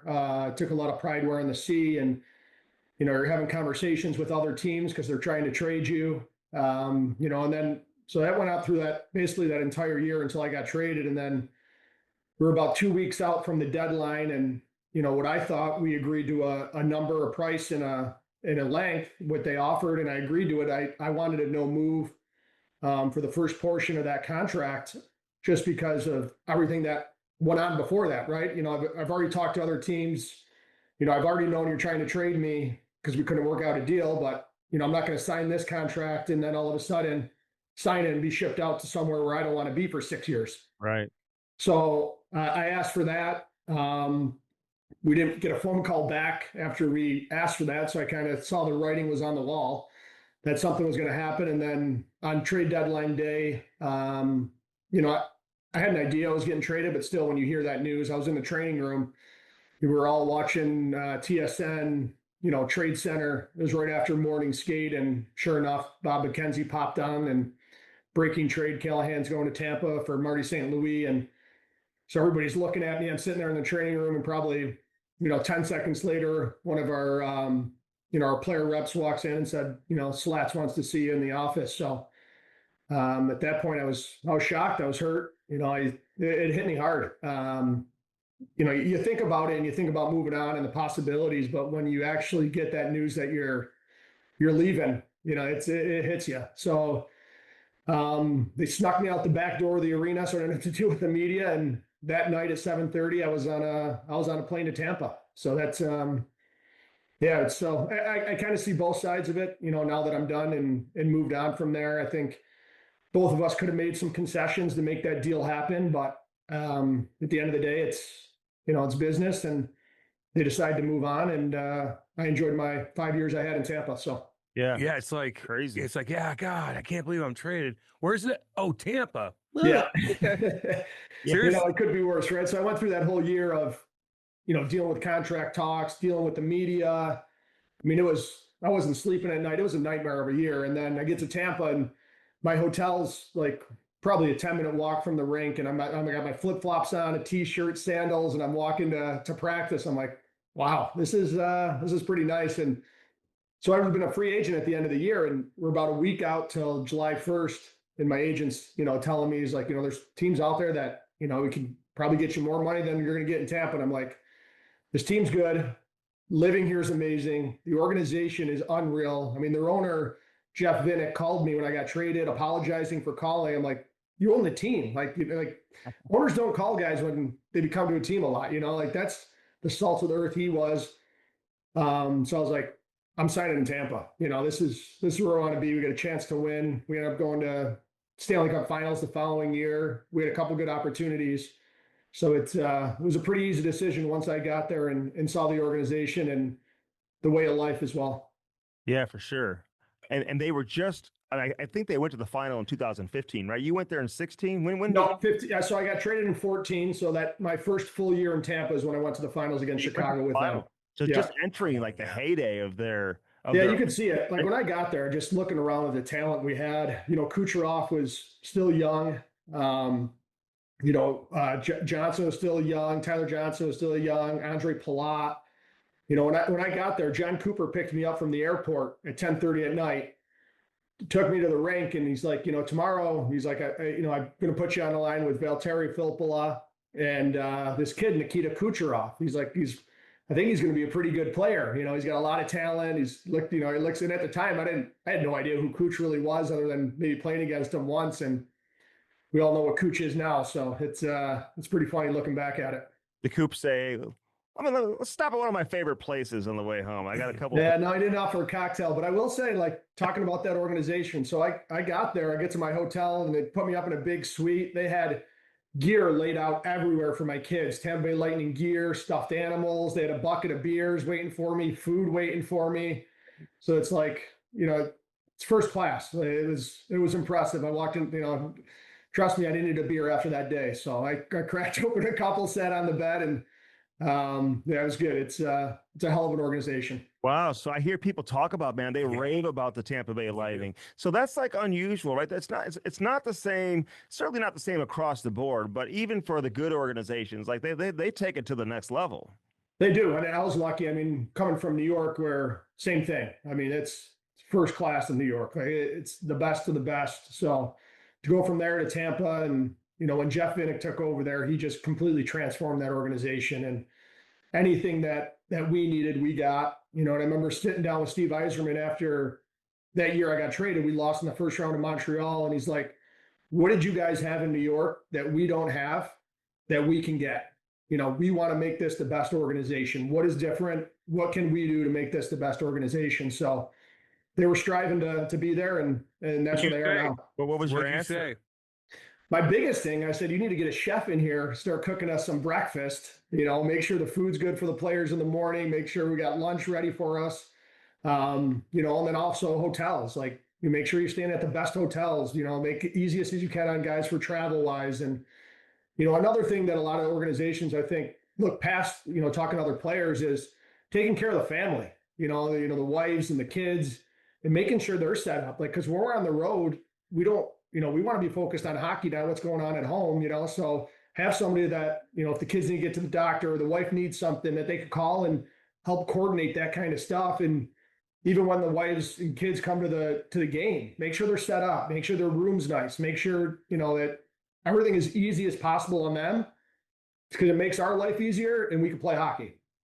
Yeah. Those little things add up. Like, I hear Vegas is unbelievable with that. I mean, the players who play there, there's not a whole lot of loyalty all the time with the players. I mean, they'll trade you when that time That's comes. that's every organization. Don't Yeah, you've been through that, so you know. But they treat the families, like the wives and everything. It helps. Like guys have told us stories about how, like, during practice, like, they've got companies that come and detail their cars and wash their cars and stuff like we that. had that in It all Tampa adds too. up. Yeah. But It's let all me part ask of you. it.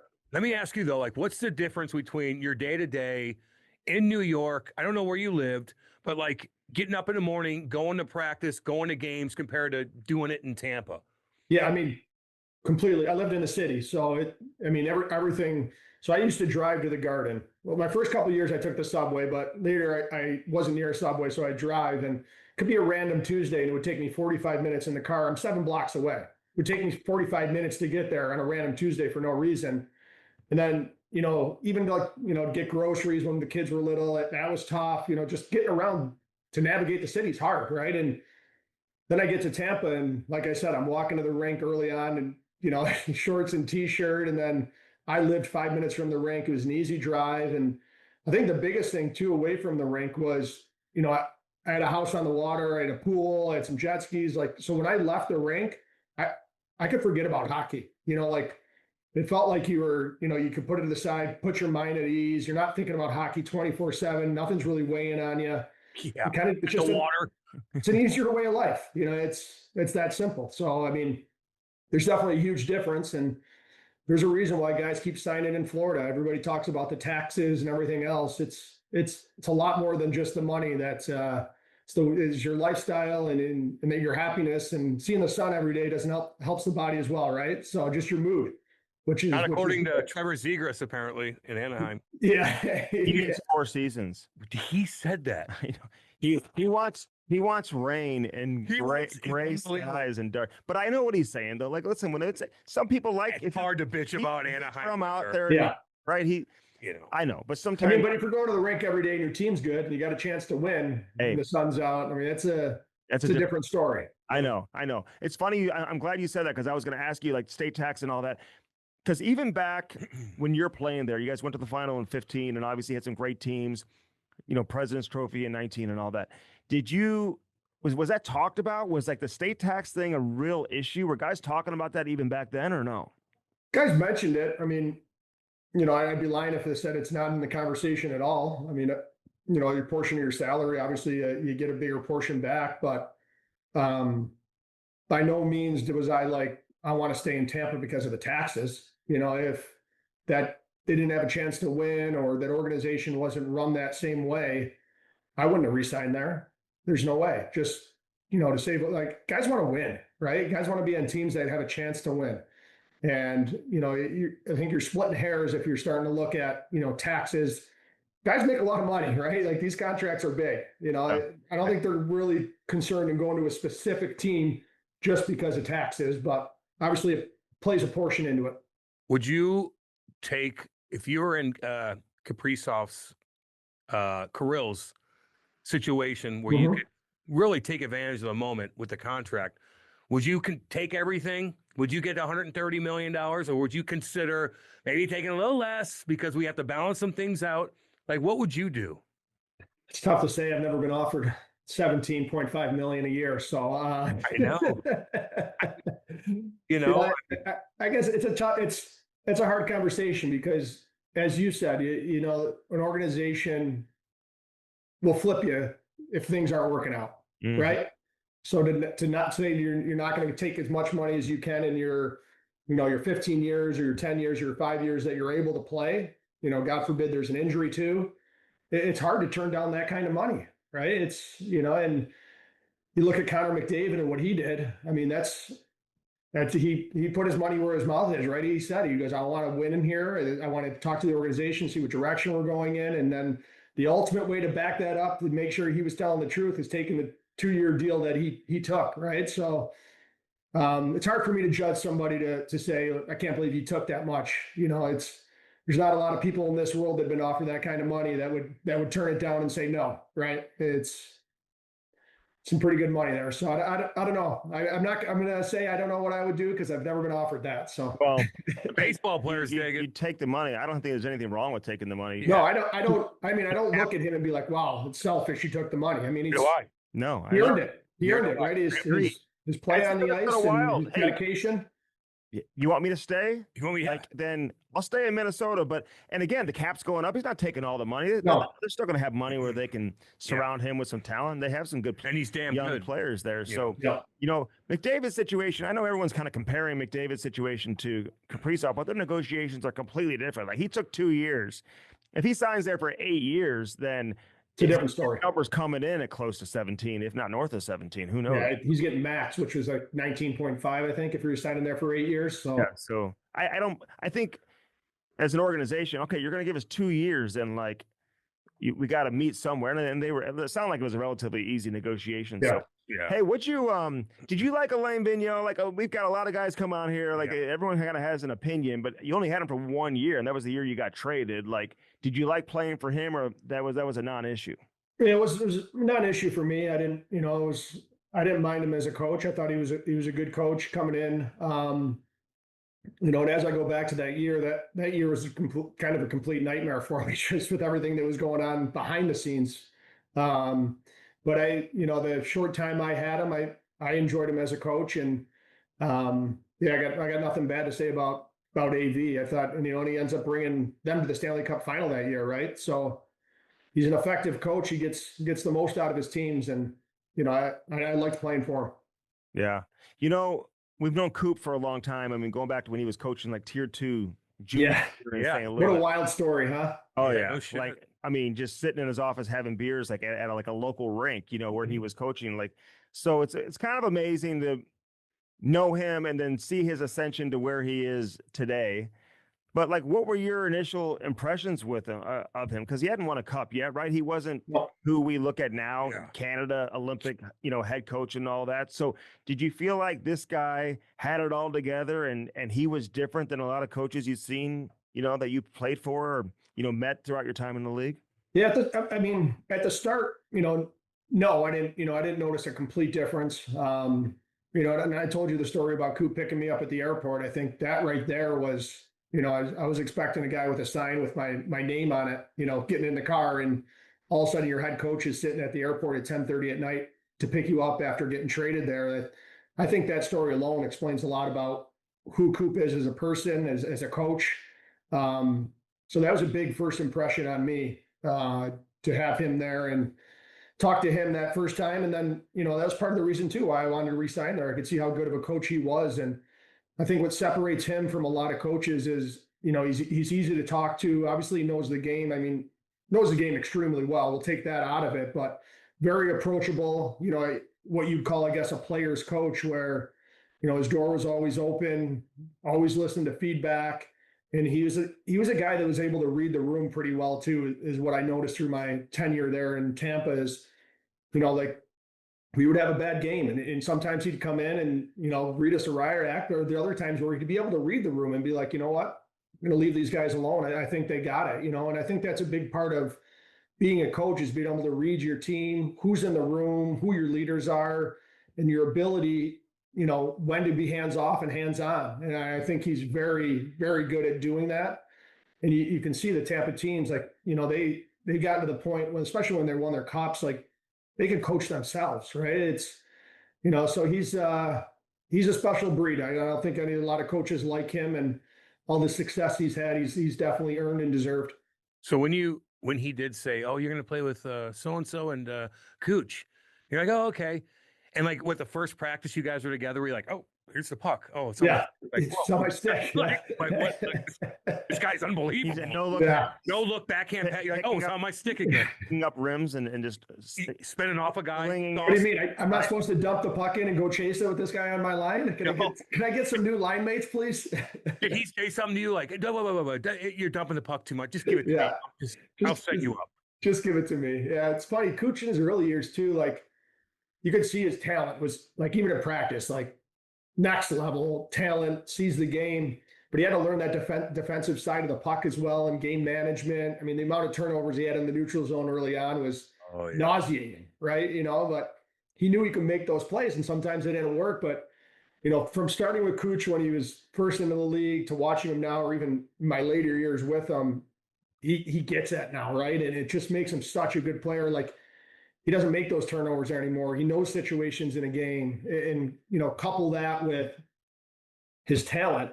I mean, he's unbelievable. And, there were some tough years there early on with Cooch and Coop even as well. Like, those two, and trying to teach him, that other side of the puck without taking away from his offensive talent. And I think that goes to a lot of credit for Coop as well, to see that and know how to approach it, where because I've seen coaches go at guys like that and they'll shut down, and you'll lose him.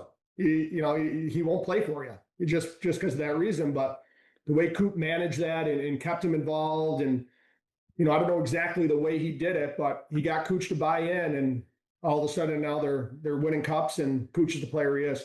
I'm curious because, like, because you referenced it, you said, hey, teams will, like, move on from you quickly too. Like, Yes. take the money. But like Tampa, like, I don't think anybody ever saw that coming with Stamkos. But then you sit back and you look at it and you're like, wow. And we've had Jake Gensel on here, like, and Stamkos is a great guy too, man. Like, but they got Jake Gensel, who obviously is producing. He's a great player. It's like, when do you do it? And like, how good of a captain was he? Like, and what's it like being a captain of a team for so long, and then coming into a room where you're not the captain? Yeah. How was that relationship with Stamkos, and were you surprised to see them move on from him? Yeah, I guess the first part of your question, I mean, Stammer was an awesome captain. He's one of my closest friends I've played with. And, when I got there, obviously Marty left, so they named Stammer the captain when I first got there. And, I thought of that as well when I first went in there. I just tried to lay back. I guess, Janet, you've been on new teams. You kind of sit back and take the vibe of the team. You don't really try to insert your voice too much. And I think organically you figure out, where you need to lead and where your role is. But so that was kind of seamless in that. And then, once I got to training camp the next year with them, I felt comfortable enough to, assert my leadership or step in where I needed to. And Stammer as a captain, he always, asked me opinions, things like that. And he was great. But, seeing them move on from Stammer was tough. Even for me looking at it on the outside, he was Tampa, right? He brought him 2 cups. He first overall pick there, the amount of records he holds, and that was tough to see him move on, and or the team move on from him, I should say. And yeah, but those are the hard decisions, I guess. Going back to the first thing, that teams need to make, and obviously Julian Breezeball at the time felt that they could bring a guy like Jake Gensel in, who's obviously younger, skilled, talented, really good player. So they had to make that hard decision and move on from Stammer. But from the outside looking in, I didn't love it because I couldn't have pictured him in any other jersey. Yeah. A lot of people had a hard time with that one, man. Yeah. Especially when you hear it from the players. I think that's what really matters the most in that situation, because those are the guys inside the room. But that's why those general managers get paid the big bucks. Happened a lot. They gotta live and die with their decisions too, right? So that story's still being written in terms of how that plays out. So I got to ask you though, 2019, which was a great year for St. Louis Blues fans. It all came together, historic story and all that stuff. But you guys were dominant. Yeah. And then you run into the fucking buzzsaw, Columbus. Like, what was your mindset going in? Did you guys, obviously you were dominating all year, but you had a bunch of confidence. Like, what happened? Yeah, that's a question I still ask myself. Yeah, you're right. We dominated that entire year. It felt like we couldn't lose a game. Even when we were playing bad, we found a way we used to call ourselves Tampa Bay Find a Way. Like we'd always find a way to win, which in hindsight, looking back, I think kind of hurt us. We dealt with zero adversity that entire year. Yeah. Zero, right? And we had all the confidence in the world to go against Columbus. Obviously, we respected them, knew they were a good team. My old coach and John Tortorella was over on the bench, and I knew and we knew that he was going to have that team prepared, and they were going to play hard, and they were going to try to shut us down. And you go back and you look at even game one of that series, we had a, I think, 2-goal lead going into the third period. They ended up scoring a shorty right away, and ended up winning that game, which we should have won. And I think we lose game one, and all of a sudden all of us were like, what just happened? We're not supposed to lose game one. We just won the President's Trophy, setting records, like what, and then kind of just snowballed on us. We end up losing game two. Kucherov gets suspended after game two. He doesn't play game three. He do again? What would Cooch do? I don't know who the player was, but he was down on like one knee against the boards late in the game, and Cooch came over and hit him as he was that's right. on the boards, and basically just clipped his head. Probably suspendable, but Cooch's frustrations got the better of him on that one. And so we lose that, and then you're going on the road, you're down 0-2. And like I said, the first time we've really seen adversity, and you can kind of feel it in the room, just, what's happening. And you look at it, and it's what, a one week of bad hockey, and we're done. We're out. It's wild to think about. Yeah. We couldn't believe a couple that. years later. But then you look at the players on that team. They had Bobrovsky and Ned, right? Yeah. They had Panarin on the team. Yeah. Like, you got a coach. They had a young Werenski. The way they played that series against us too, though. It was to a T. Like, they dumped everything in. They ran us. They finished every check. Bobrovsky played well. Like, the way the style of play they played against us, definitely put us on our heels. And from all year we're used to freewheeling, scoring goals, dancing. All of a sudden that ice got so tight. Everybody's finishing their checks, and quite frankly, we didn't know how to play other way than we were playing in the regular season, and we didn't make that adjustment quick enough. And the way playoffs goes, if you don't adjust quick enough, you're going to be out. And that's what happened to us. You lose game three, going into game four, we might as well not even play that one. Like, what's happened? We're just, you guys just deflated at that point. I'm sure at the beginning part, you guys are all probably like, maybe some yelling going on in a lot. Yeah, 100%. Yeah. By the time you get to game four, you could see it in our faces the way we're walking into the rink. We're already thinking about what's this story going to be. We're going to get swept. We just won the President's Trophy. At the time, tied, I think it was Montreal for most regular season wins or points or whatever it was. We're about to get swept. Like, you could just see it. Yeah, but you guys, almost too good. Like, you guys clinched the playoffs way too soon. You clinched. I agree. It all adds up. That all adds up. Fighting your way through. We looking back, obviously we should have, at least made it a series. Like, that's on us. But yeah. Hey, Did you think you should have been suspended for the hit on Letang? Like, did you think you were going to get a game? And were they chirping you on the ice after that? Did Crosby say anything to you or no? There actually wasn't much chirping on the ice after that. I don't know. I remember Hornquist came up to me. I thought we were going to fight. We didn't fight, but I definitely did think I was going to get suspended. That was dirty. That was a bad hit. It's maybe the one hit in my career I do really feel bad about. And you know, it was game one of the conference finals. I'm jacked up. I see their top defenseman going back for a puck, and I mean that's my game, right? I'm going to run you, right? And I gave him a little tap on the pants, you know, and I think, you know, and he continued to go with his back completely showing me. And at that point I was pot committed, and yeah, that's one. It's, you know, if Tanger watches this, I apologize. That was a bad hit. Tanger, he apologizes. You should have a little stop sign on the back of the Yeah. Yeah. Where are those? We need to Remember get that those. back in the day? For idiots like me that don't know how to stop. Yeah, I'm shocked too, because like I just feel like they're always, especially those type of hits. But you know, if you don't have the reputation, it's like Tom Wilson hits Philip Hedl. Did you see that from yesterday? I did. And it's like, if it's Is there any supplementary? I don't think there's any discipline coming for that though. No. What do you think of the hit? What'd you think of it? I thought the hit itself was completely clean. If there's any argument, it might be a touch late. Yeah, Right? that's So, what you said, yeah. A little bit of onus too has to be on these players that are coming through the neutral zone and know who's on the ice, right? Like I took every time I was on the ice with Janny, I knew exactly where he was. I'm like, okay, maybe I don't go through the middle of the ice, or maybe I take an extra look behind me as I'm going into the boards. I know who's on the ice, right? And there's got to be a little bit of an onus on the guy with the puck or passing the puck, and can't have your head down. You know, you got to know who's on the ice with you. Can't admire your pass. I told Cam that. Yeah, Andy's teaching the people he can't admire. Cam gets very dirty in the alumni skates too, so it's like No. he gave me a concussion. I'm the leading scorer of all the alumni for the past 20 years, just so everybody knows. Hey, Score? The leading scorer, He Callie. does score in that. Leading score. I Some dominate now. Some tough alumni games. Holy. I said to him, can you not elevate the puck because you keep shooting low, but he says he doesn't want to I hurt. don't want to hurt people, so I always rip it low. So you don't. Yeah. And you know, I got a good story about Janny when he got traded to Guelph, right? They put him on my line, first game. We're going by, there's a D-man's behind the net. We're both going in to hit this guy. I don't see Janny coming. I hit him. Janny comes over the top, almost literally kills me, right? We get back to the bench. I sit next to him. He's like, Callie, he goes, when you see me coming, he goes, get out of the way because I'm going to hit him.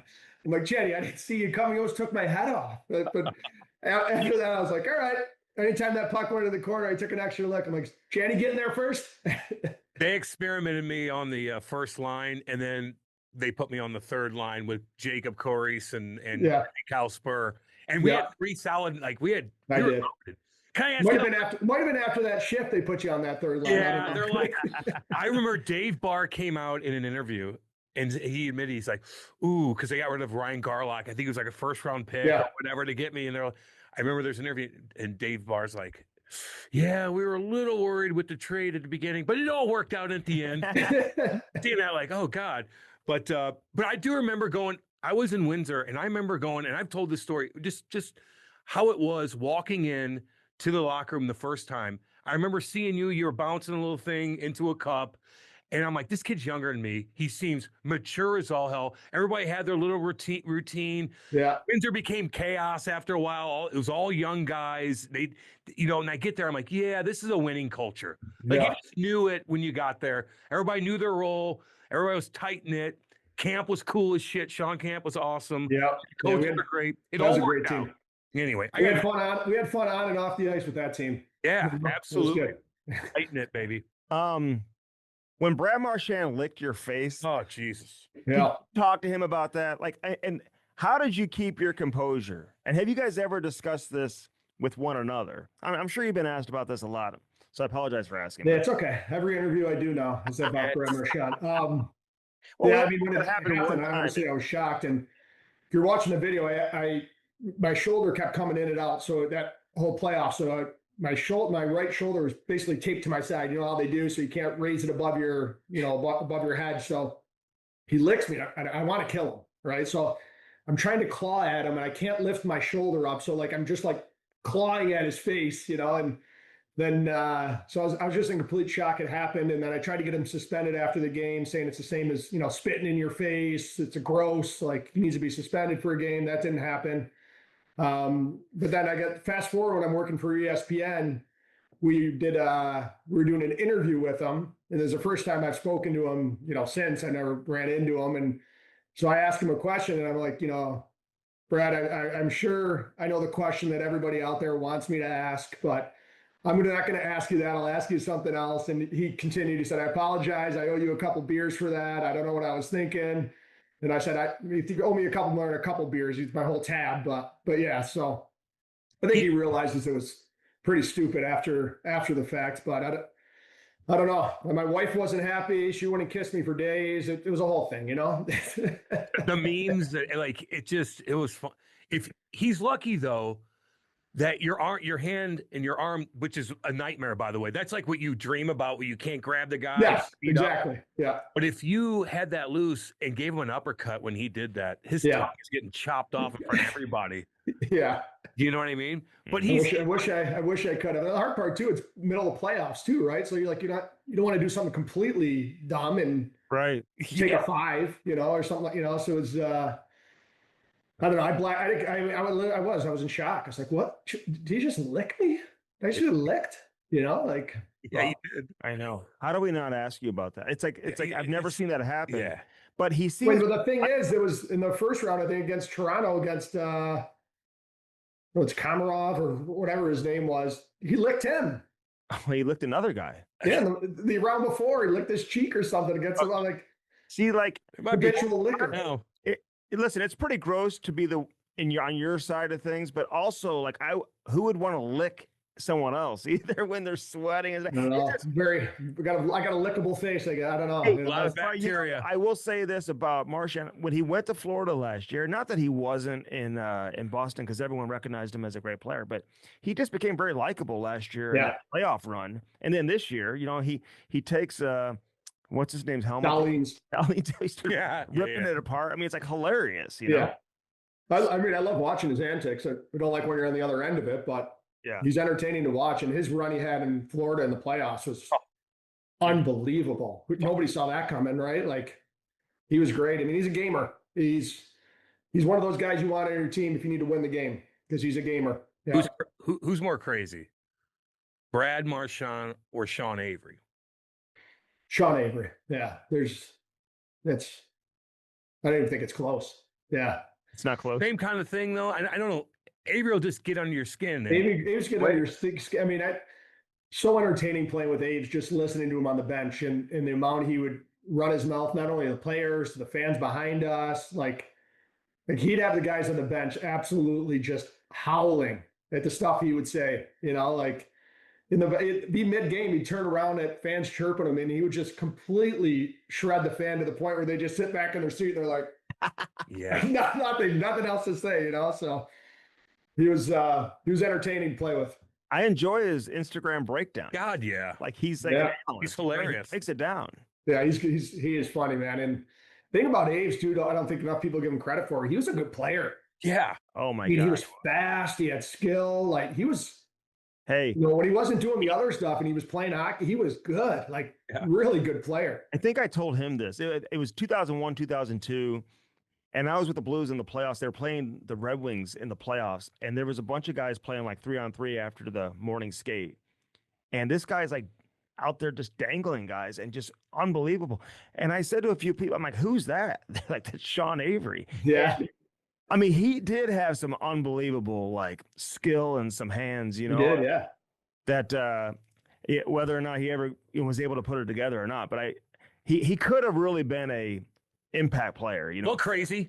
Sometimes you're crazy. It'll get to you. Yeah, a little bit. Yeah, you know that, Jenny. You got a little crazy in you. Yeah, a little bit. Yeah. It's a little bit. Hey, speaking of crazy though, another guy. I'm just looking at who you played with. We're a big JT Miller fan. Yeah. Like that, and I know he was pretty young. But like, what do you say about him? Like, he's got that fire in his fucking eyes, doesn't he? Oh yeah, he does. So I played with Millsy when he was young in New York, and then he got traded to Tampa, and I played with him in Tampa as well. And I love Millsy as a player because he plays on the edge. He's fiery. He'll finish checks. He'll block shot. He's one of those guys that'll do everything for you. He's an awesome guy too. Me and him are still really close. Just down at the Rangers alumni golf tournament before the season started, and me and him were hanging out. So I love that move from New York. Getting him there back in New York, and you can see when he got traded there, that whole team's mentality changed. They kind of adopted his style of play, and they got a little bit of nastiness to him. And he was definitely the right choice for captain, I think. And he's a player. Yeah, I like watching Millsy play. He gets in his own head sometimes, and he lets his emotions get the better of him, I think. But he's matured over the years, and he's a hell of a player. He's a great player. We've had him on here, man. I love talking to him. Yeah, he's totally cool. The Rangers don't let their players do podcasts, No. So we couldn't have. Oh, really? They don't let him? No, you need to write an email. He was scheduled to come on, and the day of, like it was right after the trade, and the day he was coming on, he was like, "Dude, like I just found out they're like telling me we're not allowed to do podcasts." Yeah, so we don't jam him up. Anyway, but we saw how it impacted Vancouver too. I mean, even Taka was like, "Okay, I'm out of here." Like, you know what I mean? So. What a mess. What a mess that whole situation was. What about the big boy, Matt Rimpey? You ever talk to him? I have not. No. You haven't? Introduced I've said hi to him, but not a full length conversation. That guy's a mutant though. I saw first time I saw him in person was at this golf tournament. I was like, holy cow, like massive, right? Like I didn't even know how you get on skates. Yeah, and he will hit you. Hey, did you like doing the television, like for ESPN? Like, what'd you like, and what did you not like about doing it? Yeah, I enjoyed it. I thought it was great. Besides, the reason I stopped is just spend more time with the fam. I mean, the travel is absolutely insane. It's wild. I was out west a ton, flying out of Rochester, and connections and everything else is not easy. But I think my time there just kind of grew, and they kind of turned me into a color analyst by the end. And, it's fun being at the game, being at the arena, especially during playoff time, you could feel the excitement. And I like talking hockey, and I like watching it. So it kind of just made sense. But at the end of the day, the travel just got to a point. I got 3 young kids. I'm missing things at home. My wife's sending me videos, the kids' sporting events, and I'm sitting in a hotel room by myself. I'm like, I don't want to miss these times. So I made the decision this year to, hang up the mic, I guess, and spend a little more time with the fam. Could you see yourself getting back into it? Like, isn't there a way to do it where it's a little closer, where you don't have to travel as much? Yeah, I mean, with ESPN, I don't think there's a way around the travel. And I could definitely see myself jumping back into it at some point because I did like doing it. It was fun, and I could see myself, when you first do it, like I had no idea. There's no one really coaches you or anything. They just toss you the mic and, away you go. So, you kind of gradually feel yourself and see yourself when you watch it getting better. Right. And, as a competitor, you always want to be the best. And I enjoyed that process of like trying to learn more, how to be better at it, different things to do, different things to study, to have more information. So I enjoyed the process of it. I liked being on air. So I definitely could see myself if there's an opportunity down the road when I'm ready to do it, to jump back in the booth or in studio or wherever that is. So what would your advice be to Oshie and like Eric Johnson right now, as these guys get into it? Because I could tell Oshie, listen, he's going to be good, and EJ is going to be really good at it too. But you talk about like the lack of coach. I mean, you got to like help these guys out in the early going. Because I could tell he just didn't know, like the cameras are changing. Yeah, I mean, you got somebody talking in your ear as well. And I know. That was one thing I learned. Like I eventually told our producers, I'm like, if I'm talking, don't talk. Do not talk in my ear.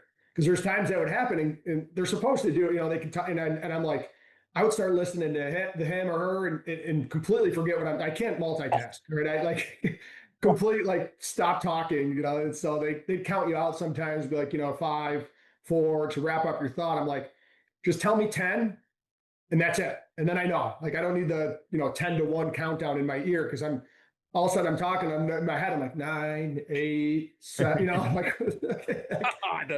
So, but that's a little nuances I think you just get comfortable with. And same thing, when to jump in, when not to jump in. But I think they'll both be good. And it's just all about reps. That's what I've learned, getting comfortable. And once you get comfortable, that's when your personality shows. And both those guys got great personalities. So I think they'll be fine. All right. When I sat down and did my show prep and watched your 2-hour special of your entire life, I noticed you used the Shanahan curve, you said. And I then did, yeah. Shanahan. So were you like a big fan of Shanahan? Like, and coming into that Rangers team as a young kid, that you had Yager there, you had Shanahan, you had all these, man. I mean, it had to be an unreal experience as a young kid. Yeah, I had a Shanahan poster on my wall growing up when I was a kid. So I was a massive Shanahan fan. I loved the way he played, he scored, he fought, hit, right? And yeah, it was weird. You know, you walk into that room and I was like, holy, as you met all the guys you just mentioned, and then like all these guys I just watched as a kid, idolized. And, you know, I remember my first camp there, I had a terrible camp. I didn't even make the blue-white game. You know, I think there was 2 guys that year that didn't make the blue-white game, me and another guy. And I think, quite frankly, it's because I was in awe. I was like, I don't belong here. Like, look at these guys in this room. There's no way I belong here, you know? So it was cool. And Shanny was great with me too. You know, that following year when I was, you know, on the team more, you know, permanently, he was awesome. He was great. He'd take you out once in a while, take you to dinner. You know, I told a funny story, I forget on somebody's podcast. He took me and Mark Stahl to Bloomingdale's for shopping, right? So me and Stahl, he's like, hey guys, like, you guys got to get some new clothes. Like, what you're wearing is like, I had one suit from J.C. Penney's, right? So he's like, we got to get you some new clothes. Let's go get some clothes. So we go to Bloomingdale's. They take us upstairs. They give us, you know, beers in the room. The girls are bringing the clothes in, showing us. And me and Stahl's like, oh, this is great. Shanny's gonna treat us here, right? Like, this is great. So we both pick out an overcoat, both of us. And right before the bill comes, Shanny leaves. He's gone, right? So we're looking at each other like, these aren't cheap. Like, you know, these $2,000 or whatever it was for this overcoat, you know, and you're like, so we pay up. I'm like, holy cow. Like, I don't know how I'm going to, you know, like, how am I going to pay for this? You know, I'm still on AHL money basically, right? But he heard whatever podcast it was. He texted me afterwards, like, I had no idea. I didn't know I didn't know you guys thought I was paying. And so it was pretty fun. Yeah. Come on. Yeah. If he's saying you guys need clothes, we're going to go shopping to Bloomingdale's. Yeah. And he Tell you leaves. what, that was the first time I've been upstairs and had people bring clothes in, drinking beer. So I definitely didn't think I was paying for that. You know, I would have picked out something else, pair of socks or underwear or something. I don't know. Brutal. That's 2 G's, dude. unbelievable. Yeah, that's a hit. Yeah, it's a hit. You know, You took a hit. Hey, I'm going to apologize in advance for asking this question, but I got to know. One game, Game 7, who's your goalie? Is it Lundqvist? Is it Vasilevsky? Who you as your goalie? I'd have to go with Lundqvist, I think. Yeah, both in their prime. I would go Lundqvist. And I guess the reason I say that is just, I mean, Vasilevsky's, pick either, you're fine. But the reason I say it is, you know, in those New York days, we went on some good runs, and our team probably wasn't the best team. Hank was unbelievable. Like, the amount of games that he kept us in and stole for us, and especially in the playoffs, it was like absolutely insane, right? So that's the only reason I default to Lundqvist. And I mean, I guess Vasilevsky had a little bit more talent in front of him, but the big cat is unreal too. So can't go wrong. So where's Lundqvist shopping? Did you run into him at Bloomingdale's that day, or was he not? No, I'm sure he's got a private Women shopper, and I mean, he's the women best. staring at him everywhere you go, and they're like, you know, you could see it. Yeah. When he walks in places, are women like, oh my God, and they start whispering to each other. I catch myself staring at him I sometimes. know. You know, like, what the? God, You see his tie the other day? Unbelievable. You're gorgeous. What's I know. happening? It's perfect. His tie was the most perfectly tied tie I'd ever seen, and he had like the tie bar going. Well, we'd fly to the West Coast, and like everybody be in like sweats, right? Y'all change into your sweats. And Hank's way of he put a polo on, you know, still a collared shirt. I'm like, give it up. Like, we're not judging it. Like, put a sweatshirt on. Doesn't Hank. have anything else. He It's all doesn't. He doesn't. you know? He doesn't. Hey, what about Benny Bishop though? You played with him for a little bit too. He was a goalie also, man. You know what I mean? Yeah, Like, he's very good. I mean, Really I'm happy with the goaltenders I've had. You know, like, went from Lundqvist in Tampa, and then Bish was our starter, or in New York. Then Bish was our starter in Tampa. You know, Bish was great too. I mean, he was our starter when we went to the Stanley Cup Finals, right, Yeah. against Chicago. We ended up getting hurt that year in the finals, and Vasilevsky came in and played a game or two. And same thing, when Vasi came in the finals, rookie, and he was on. I was like, whoa, this kid's the real deal, and then even the next year we went to the conference finals. I think it was against Pittsburgh, and Bish again got us there. So I've been lucky with the amount of good goaltending I've had. Bish told me before he even went to Dallas, where he put up unbelievable numbers in Dallas, he said, this Vasilevsky is the best goalie I've ever seen. Or something like that. Like, as he was his teammate, he's like, this guy's unbelievable. Yeah, they had to talk to Vasilevsky to get him out of the rink. He would be there like 4 hours before practice. Really? And like 5 hours after practice. And like, it got to the point where the trainers were like, dude, you got to go home. We want to go home. Like, this is, you can't do this and play 50 games and be here this long. Like, you got to go home. Like, but that's his mentality. He's a workhorse. I meant to look at this highlight, knowing that you were coming on, and I completely forgot. So I'm going to ask you anyway. Were you on the ice when Crosby scored the golden goal? Were you on the ice for that or no? I was pinned to the bench. You kidding me? In overtime? I didn't know. Come on, Andy. But like, when you saw that how do you like envision that particular play? Because I want to get your take with the, you played in 2 Olympics, and this being an Olympic year, it's going to be a lot of fun to watch. Yeah. I mean, that was my best hockey experience ever, is playing in those 2 Olympics. I mean, to represent your country, especially the one in Vancouver, was unbelievable. Like, my whole family was there. Like, we practice in the morning, then you go with your family, walk around town. The whole city is just a complete buzz, right? Everybody's wearing their country's colors. Canada would win a bronze medal in some random sport. The whole city would explode. Like, I know. It was like, the energy was unreal. And then we get to the gold medal game, and like, it was just unbelievable. And, like, Parise scores with, 40 seconds left. And I remember sitting on the bench, me and I think it was Bobby Ryan and Witt, we're all sitting in the middle. All 3 of us weren't playing really. So we're sitting in the middle of the bench, and we were celebrating. Like, my helmet popped off, ended up being at center ice when we scored that tying goal, like, because we were celebrating so much. And funny story, we go back in the room, and we're getting ready, and in my head, all I'm thinking, like, I haven't played this whole third period, so I'm completely kind of checked out from playing. So I'm thinking, like, we got a chance to win a gold medal here. Like, this is not, like, so I go outside the room before we go out. I usually go out there 5 minutes early, sitting in the hallway, and Wilson, the head coach at the time, walks by me, and he's like, hey, Cal, you and Drew are going to be taking a lot of these defensive zone draws in overtime. My face went white. I was like, started doing jumping jacks, squatting, trying to get my legs into it. I think I ended up with 1 shift in that overtime. Drew won the draw. We got it. I changed right away. I was like, get me off the ice. I have no legs for this, so, but obviously seeing Crosby score that goal was tough, and it took me a while to realize, like, I was, obviously pissed, depressed, or whatever. And it took a couple months where I was like, you look at your silver medal and you're like, this is still pretty cool. Got a silver medal, so it was pretty special. But U.S. needs to win this Olympics, so yeah, I mean, they got the team to do it. I know. They do.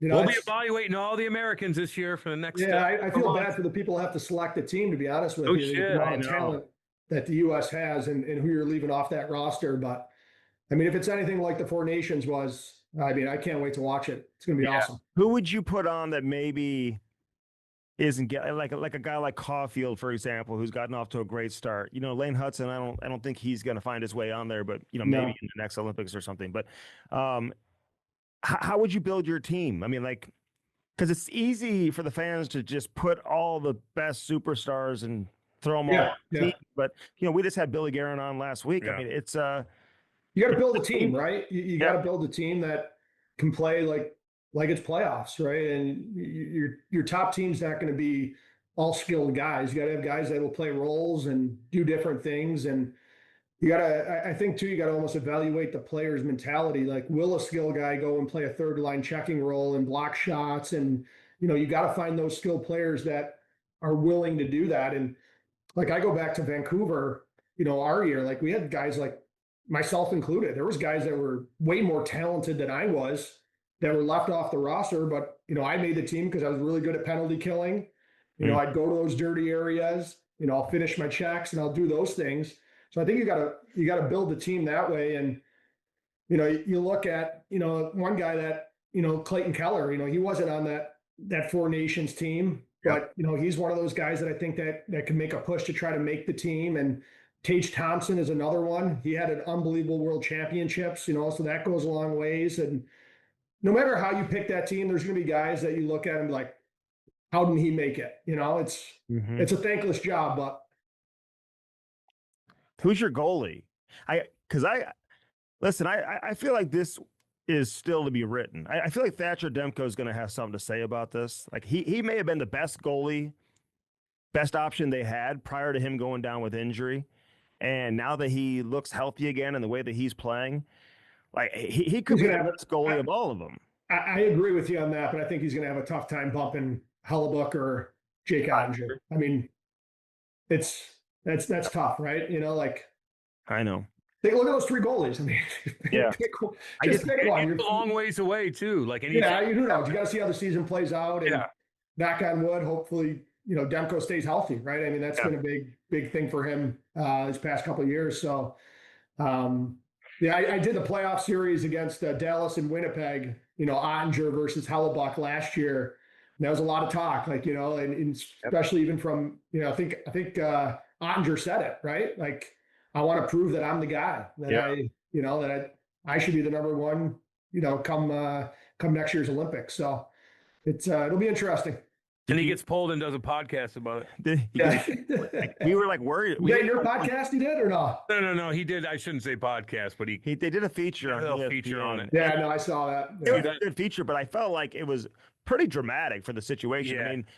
I mean, and Pete DeBoer wasn't a part of it. He didn't speak on it. I mean, it's just the coach made a decision, and it's what it is. You move on. He's going to be to worry about. I know he's going to be okay. Yeah. Hey, exactly. Hey, no shit. Look at what they say. He's going to be just fine. I love it, man. He's going to be fine. Hey, you had a great career, man, and you have so much to be proud of. Especially when you really dig into your story that you were a last round pick in the OHL. You weren't a first round pick in the NHL. You're a fourth round pick, and you become the captain of the New York Rangers and USA Olympian. So be proud of that. And I want to go to that Italian restaurant that you're pumping up on your. The Brookhouse. Yeah. One of the best. Yeah, well, I appreciate it, guys. I appreciate that. And I still punch myself sometimes to realize how long I did play in the NHL. And, so it's all guys like Janny that showed me the way. Right? Yeah, baby. Was I a good teammate, though? Was I a good teammate? You were a great teammate. Okay. I'm just asking. You remember that time, though? Do you remember that time in Guelph when we taped your pants up into a big ball? And we tape his pants. Wasn't me, by the way. So they tape his pants up into a ball. He grabs me. He thinks it's me because I used to be a ball buster. So he grabs me by my shirt, lifts me off of my feet, and has me pinned up against the wall, yelling at me. My feet are dangling. I'm just like, Daddy, don't kill me. It wasn't me. I wasn't used to that anymore. We had a young team in Windsor. Just stay. I saw his wires cross. I'm like, somebody come save me, please. Oh, that was fun, man. We had a good time, man. That was great. Just stay out of his way on the forecheck. That's all you got. Just see the train coming, get off the tracks. Right, baby. Right. Cal, I love you, man. Hey, thanks for coming on, dude. Awesome, man. Anytime, guys. I appreciate you having me on, and all the best. Good to see you guys. All right, homie. We'll talk about it. See you later. That was Ryan Callahan. My boy. And again, a mid-round draft pick to become captain of the New York Rangers in relatively short order, dude. And when he was captain of the Rangers, he was widely considered among, how now there's a handful of captains who are truly the best leaders in the game. Like, he had that reputation, Cam. He was, when he was he's in 85 and 84, I walk in the locker room and he just had this persona to him. He goes on the ice, he freaking wins games for you. He was hitting, he'd fight, he blocks shots, he does everything. He's just captain material. The way you talk to him, the way he answers questions. We evaluate everybody that we interview, by the way. Everybody. And how they react to different questions. Callie was just like he's sitting there talking to you. I feel like he should be a GM. I feel like it hurt him. He should be a GM. To leave New York. It did. Then you go to Tampa and you're like, okay. Was he not a perfect fit in Tampa? Yeah, he's great. That's where the identifying who to bring in. Thank God that they, no offense, Callie, and I love you, but thank God you guys collapsed that year in 2019. Because I think you would have been harder to deal with than Boston was for the Blues. Mm-hmm. Oh, if they would have gotten out of the first round. With that team that they had, how deep they were? Yeah. You know what I mean? I do know what you mean. Do you? Yeah. Tortorella shut them down. That was his last year, I think, wasn't it? In Columbus, maybe. No, he probably came back the next year. Sure, why would he leave? No, then? not in Columbus. He was in Tampa at the time. No, Torts Oh, wasn't. I'm talking Cal. Torts was in sorry. Columbus, I think. Yeah. No, I'm saying Callie's last. Was that Callie's last year? I don't think so. Maybe it was. He was dealing with some injuries and stuff like that. Yeah. Damn good career. Yeah. Damn good leader. He gets invited to all the New York Rangers stuff all the time. I feel like there's like Well, they're of course doing he stuff. does. They've got the 100-year anniversary. It's also the 100-year anniversary of the Detroit Red Wings this year. Yep. He just gets invited. Who's the face of the Red Wings? Right now? No, in history. Stevie Y. Well, Gordy. Okay. That's why No, I asked I the would question. say Gordy and Stevie. 1, 2. Who's the face? I said Gordy and Stevie. You got to pick one, dude. Steve Yzerman. Steve Yzerman is the face. And What do you Lidstrom's not think? far off. No, not at all. Lidstrom's not far off. And who else? Datsuk's Zetterberg's and on. Fedorov. You know, Fedorov, Datsuk, Zetterberg. Alexander Get outta here. Mogilny, did I read that he's not going to attend the Hall of Fame ceremony? Oh, why? I don't know. Let's get him on. I tried to get a hold of him. He's so nice to me when I play with him. I know who can help us do that. Okay. Because it's not about needing like help to have him convince him to come on, but to get the contact. Get the contact. Because when they get to Russia, it's kind of It's hard. all over when the you get to place. Mother Russia, it's hard. There it is, Andy. He probably 100%. hasn't spoken English in years, though. He's a smart man. Okay, I'm not saying he's not. If he came in here right now and you two, you wouldn't even know how to keep up with him. Yeah, I would. No, you wouldn't. I'll He'd have be him talking. on. He'd be talking politics. We've had some of the biggest names in the history of the game. He I would keep up be with everybody. talking hockey. He'd be talking politics, Fine, and you'd be like, "What's going on? Where are you at?" like Dominic Hasek. Get his ass on too. I've What the fuck's messaged wrong with him over and over and over again. Is he not doing it? Is he hiding? No, he's very. You're fucking loud. Come on and talk. What are we doing? We're not trying to get a guy out of fucking a cave Fine. that wants to hide. This guy's all over the goddamn place. Come on and talk about it. Okay. I'm Why are not talking yelling to at him? you. You're talking to him. I'm like not that. yelling at you. At Stiefel, you need to analyze your investment performance in real time. That ain't right. And you can do that with Stiefel. You can connect. As you explore your financial institution, you're bound to have questions. Am I on the right track? What more could I be doing? Do I need a comprehensive plan? Whenever you need assistance from an experienced Stiefel financial advisor, it's just a click away. That's it.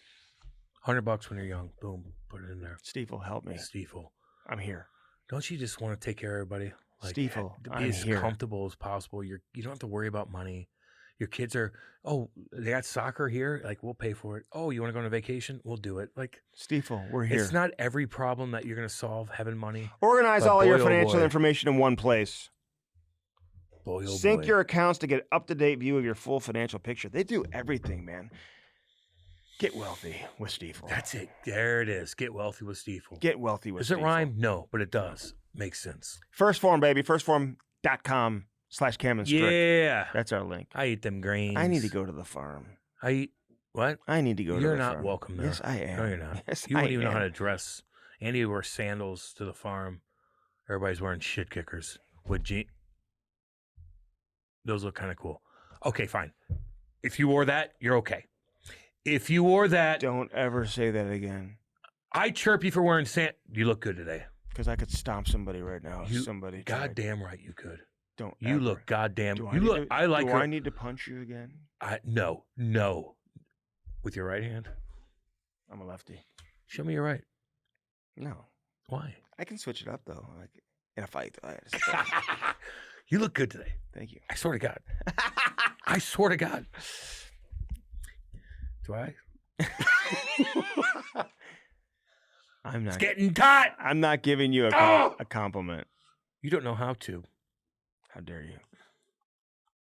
I don't get compliments. from Andy. Firstform.com/Cam and Strick. Use our link and use it today and take care of yourself and start living the healthiest There it is. version of yourself. There it is. There it is. Be the healthiest version of you with First There Form. it is. Be the Right there. happiest version of you with It Stiefel makes and you First Form. happy when you're healthy. Yeah. And you feel god dang good. All our sponsors make you happy. Have you They noticed do. that? Yeah.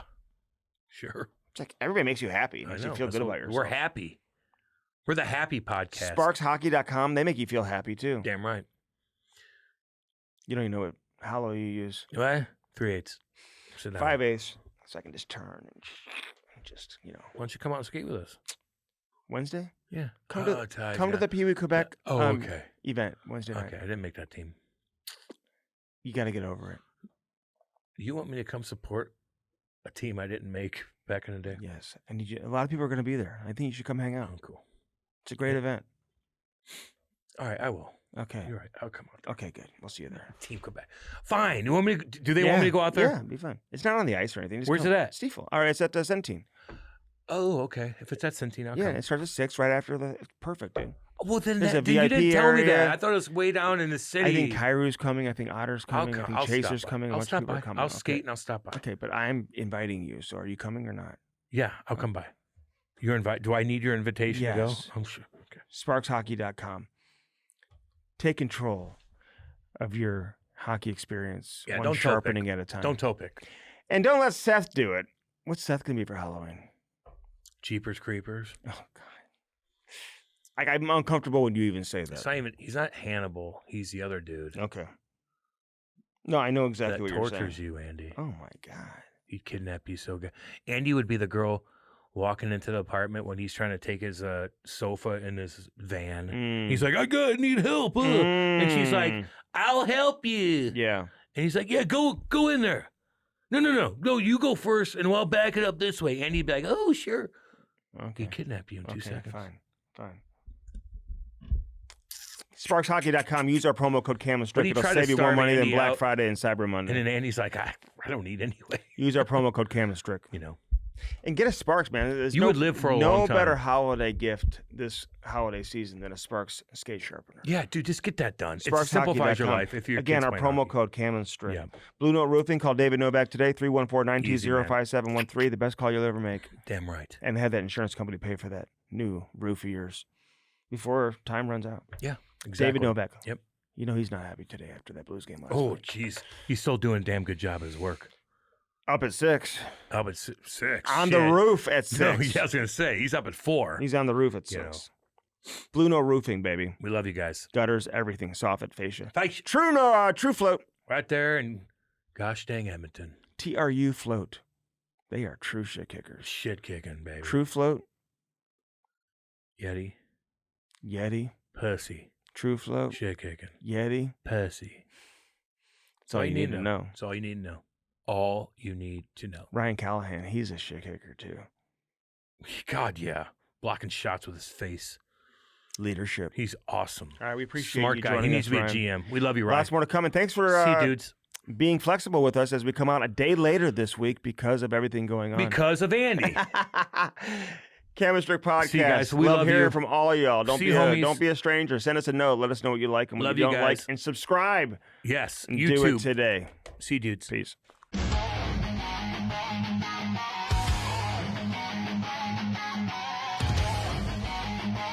Yerk! Let's go!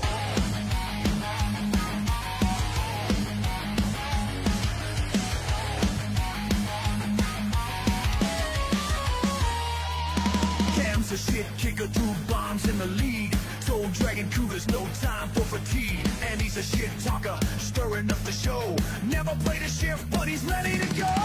My check, for check, here comes show. Cam throws hits, and he's in the know. No filter, no fluff, hit, record and go.